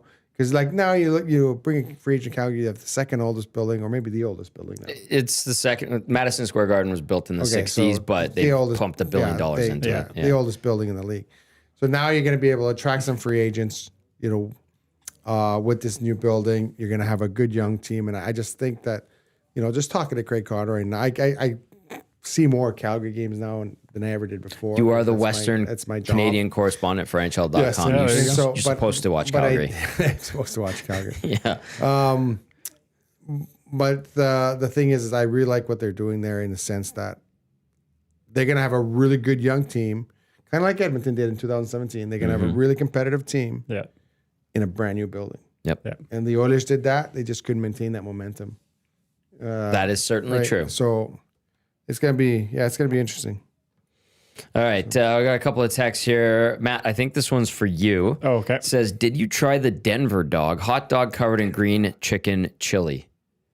No. We did try the Rocky Mountain oysters, though. What is that? It's deep fried bull testicles. Oh. Yeah. And? It was fine. Like it was like, it kind of had the vibe of like a dry rib. Okay. And they give it to you with like seafood sauce, like shrimp sauce, whatever that'd be called, like cocktail sauce. And like there's not a ton of like flavor to it, so you dip it in the sauce and it's fine. Like we got it because we were like, it's the cool thing, like we'll try it. Yeah. And we were like, it's fine, cool. That was about it. Yeah. We didn't try the Denver dog though. That would be a big mental hurdle for me. You look at it, when you look at it in the basket, it's like, it's just like a dry rib. Like it's just like chicken nugget type thing. Okay. Yeah. It's not that. It's not. Yeah. I did have alligator in the summer. That was okay. It'd That be was probably different. very like. Yeah. Yeah. But Same idea. It's like you when you think about what it is, that's what screws you, right? Well, it's because a lot of that nuts. stuff looks all the same when it's deep fried Sure. or right. Like it's all Yeah. you know. When I was in South America, they eat guinea pigs. So it's a big source of protein. we had a Did guinea not know pig that. named Pizzles for like 10 years. Yeah. I had two growing up. I had two guinea pigs growing up. And I remember we were in Peru and they were showing us the guinea pig farm, and like these were like massive.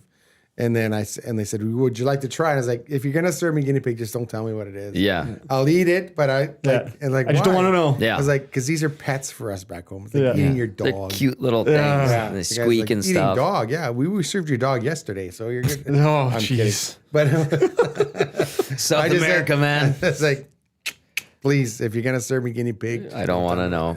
Yeah. I don't want to know. But yeah, it's apparently a really good source of protein up in the mountains in Peru and stuff like Makes that. sense, I guess. You got to eat what I mean, Hey, different parts of the Yeah. world, right?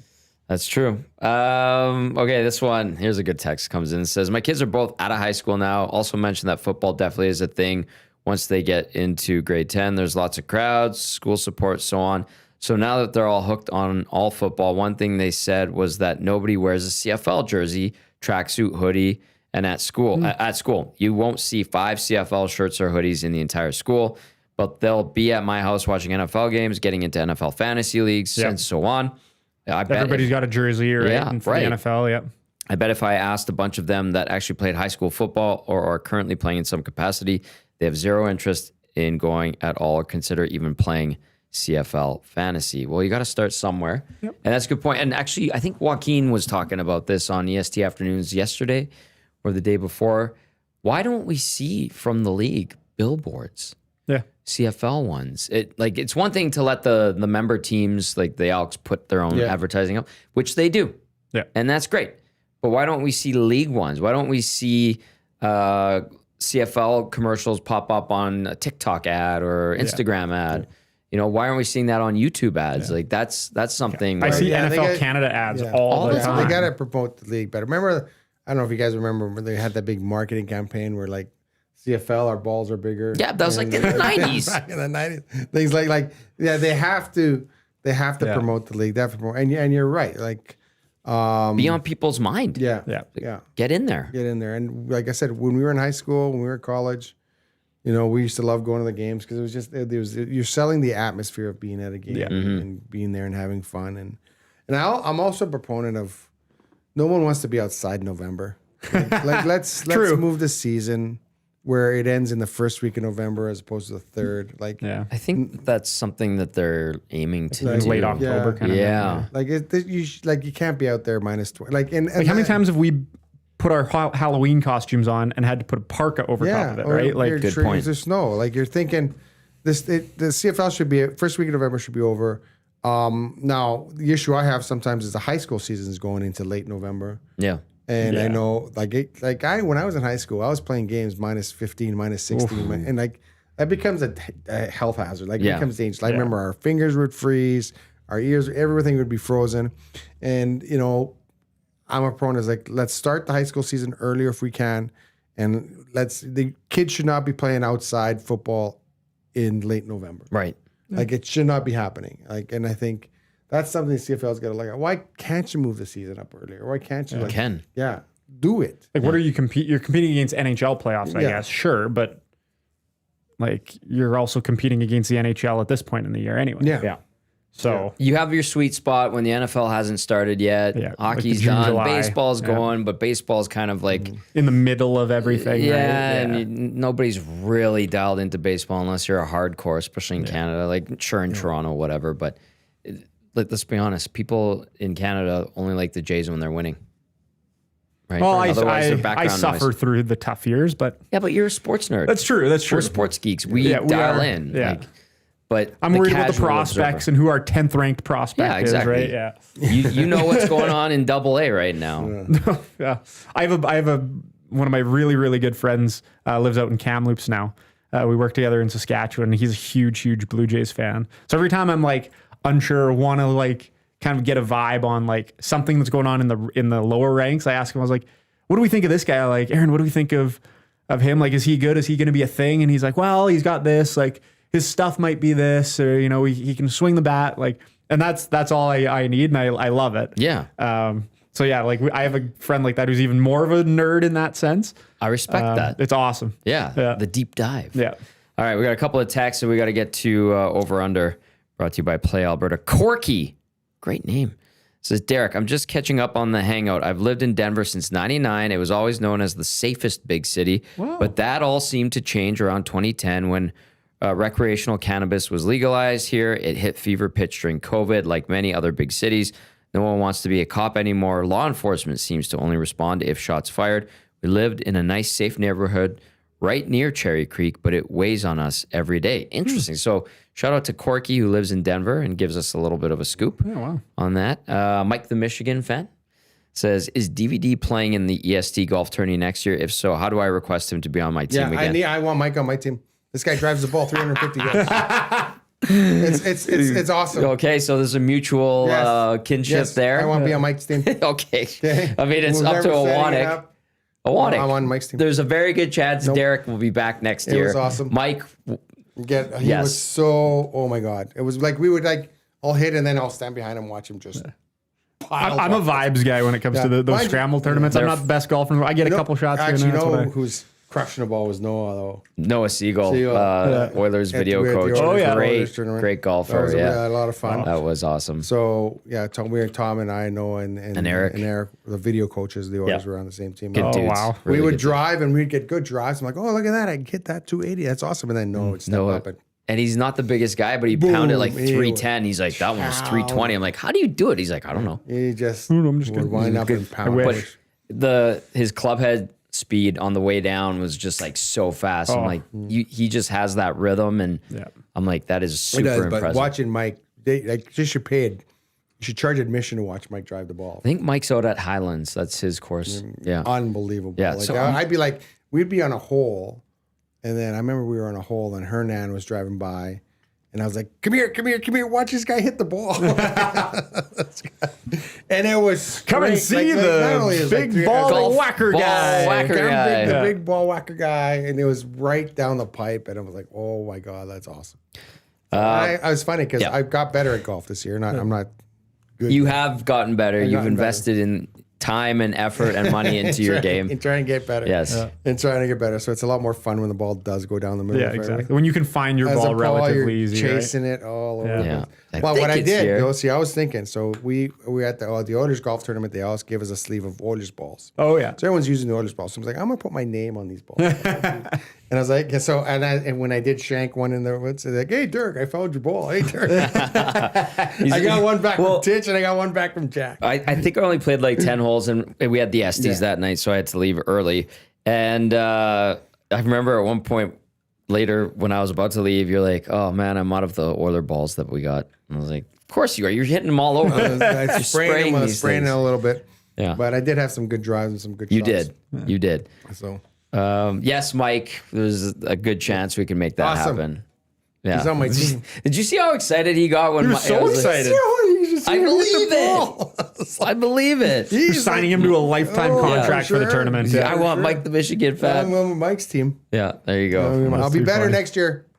He probably will be. If my uncle got me the CCT indoor pass. Oh, yeah. Which is great. I think I'll do that again. You should join us. Driving to the rink. Walking to the rink, because I live 3 blocks from the rink. Walking to the rink, they're building new virtual golf. I saw that on 104th. Yeah. There. Yeah. I saw that yesterday. That might be too convenient. Yeah, it might be too convenient, eh? Well, we could do that. That'd be convenient. Yeah. And I invested. I got a little Sunday bag, so now I can just throw 6 clubs in this little bag. Look at this dork. He's got a Sunday bag. Wow. I got a Sunday bag. What is happening? I got 3 golf bags. Unbelievable. So what happened was I invested in a good set of irons, thanks to Tom. Tom helped me out Murray B over at Golf Town. Murray helped us out, and he added it. Like I said, the golf clubs seemed a little short, so he added about an inch to each club, which helped. Welcome to being tall and trying to play golf. Exactly. So I was like, well, I invested in these things. I better use them. I don't want them to sit there and collect dust. Because in the past, I've always kind of inherited clubs, and you get a Frankenstein set, basically. Yeah. So then I started hitting, and then I started realizing, hey, okay, I can hit. To me, it's all muscle memory practice, right? Everything's muscle memory. Talking to Connor McDavid about that at the Olympic camp. He's like, we're talking about golf and stuff like that. So, but yeah, it's like, but watching some of those guys hit, like, I wish I could crush it 300 yards. Yeah, would be nice. There are ways to improve the distance of your drives. Yes, I know. Some of it's technology and your tools. Some of it is working on your game. And then there's like Murray McCourt from the ranch and the VIP golf show said speed sticks, they're called. Yeah. And they're like weighted. Yeah, I've seen those. Yeah. And he's like, it helps with building up club head speed. You'll see the club head come down. Like to me, like I try to keep it honest, but those guys that their club speed is unbelievable. It's crazy. The long drivers and stuff. Yeah, it's crazy. Noah, again, he's not a big guy. No. And it's just like torque. Yeah. I'm like, dude, the speed of your on driver. rented clubs, by the way, they weren't even his. Yeah. Yeah, he's like, I left my clubs in Nashville. Yeah. I'm like, okay. And so he's using no his big driver deal. and Just crushing it. There was one hole where it was a dog leg left. There's a bunch of trees. That was 10 there. at Glendale. Was it? Yeah. So the bunch of trees. So we actually had three pretty good drives. Like we like had 250. So the strategy was we'd go hit first. Yeah. And we'd put in the fairway. One in the fairway that we could use and then let him unload. Yeah. He's like, I'll try and hit it over the tree. And he literally crushed it over the tree. He put it to like, it was like a 340-yard bomb where like we're chipping onto the green. We're like, what the hell? He's like, okay, I'll try and just cut the dog leg here and put it over the trees. And he just crushed it. And he did. Yes, he did. Well done. Okay, one more text, then we got to get to over under. This one says, because CFL is broke. Eric Macramella said on his pod this week, 7 of 9 CFL teams lost money last year. That is true. They did. That was admitted by the league, and I think Stuart Johnston talked about when he took over as commissioner. However, they did. I don't know if broke is the right way to describe it because this is the deepest pocket owners the CFL has ever had. Yeah. The TV deal, I think, brings in like $52 million a year through TSN. Yes, they were in the red, the 7 of 9 teams, but as a league, the cap went up for the first time in over a decade. And yeah, with these new owners and like talking to the Elks, apparently this, how things were so bad, they were losing sponsors. With the new ownership group, Larry Thompson family, apparently sponsorship shot up. And so more robust, more ties to the community, all of that. So that'll only help. And then, hopefully they get their ass in gear and start marketing properly and getting more eyes on the game. And it's not going to happen like that. But to say it's broke, I think is a bit harsh. Yeah, they've been calling for the demise of this league for years and years. Back when I was, survives. It still survives. It still survives. And, and you got to give credit for those guys. There's few things that are just purely Canadian, right? Like there's few, and that's one of them. Yeah. And that's why I think we have to hold on to it. It's a national identity thing. Yep.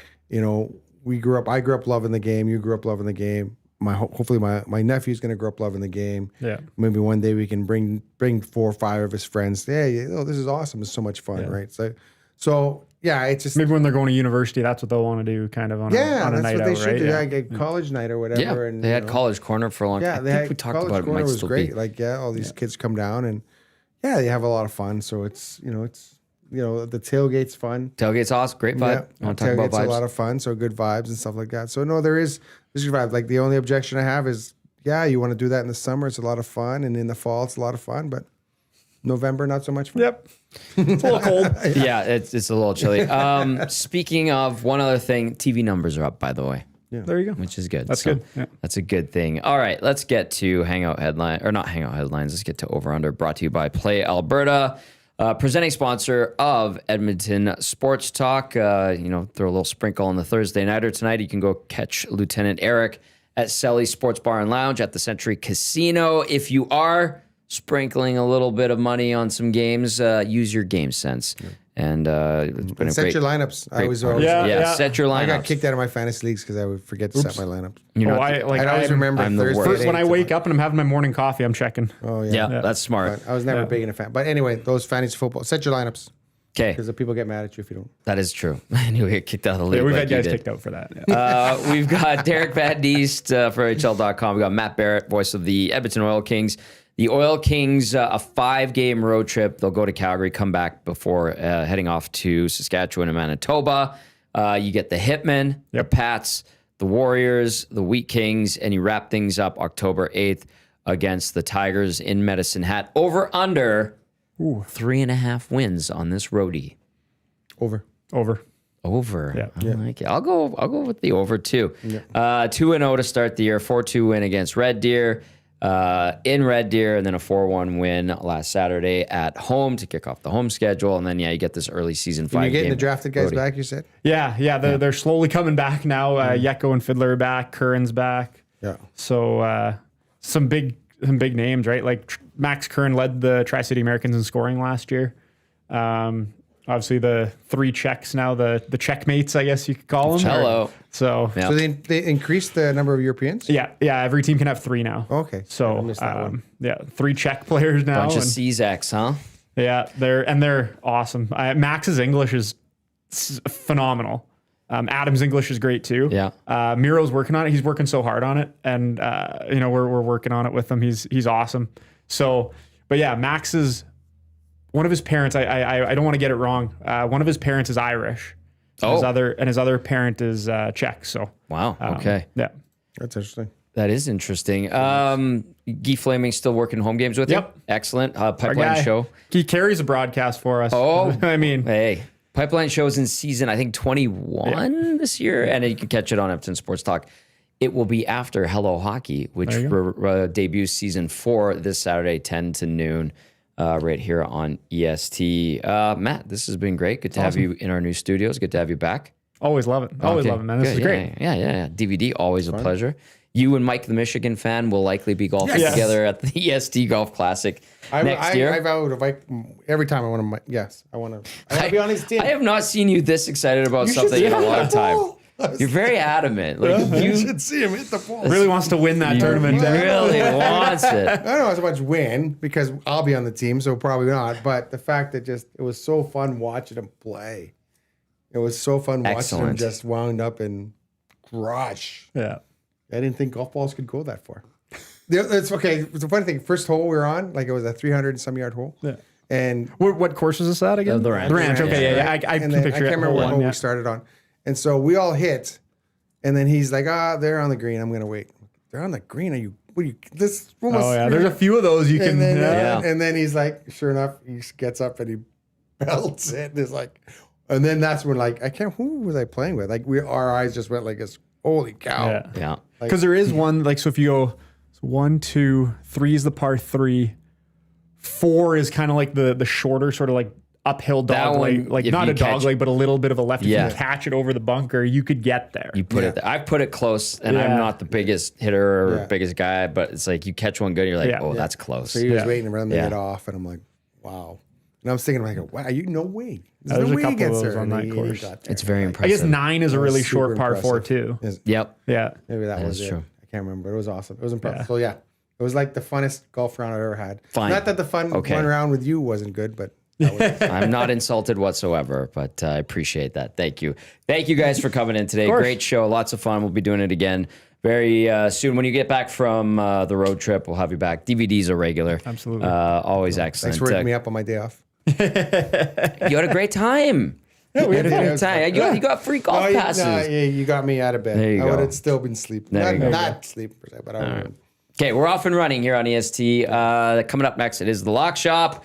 And stick around for EST Afternoons, 2 Guys and a Goalie, as well as the Reed Wilkins Show. For Matt and Derek, I'm Tom. Saying thank you for watching. Thank you for listening. Have yourselves a great rest of your day. Look at this. Let's go. There you go, right in front of the camera. First-time guest, long-time listener, fan of the original draft commissioner. Welcome to the EST Hangout presented by White Claw Hard Seltzer.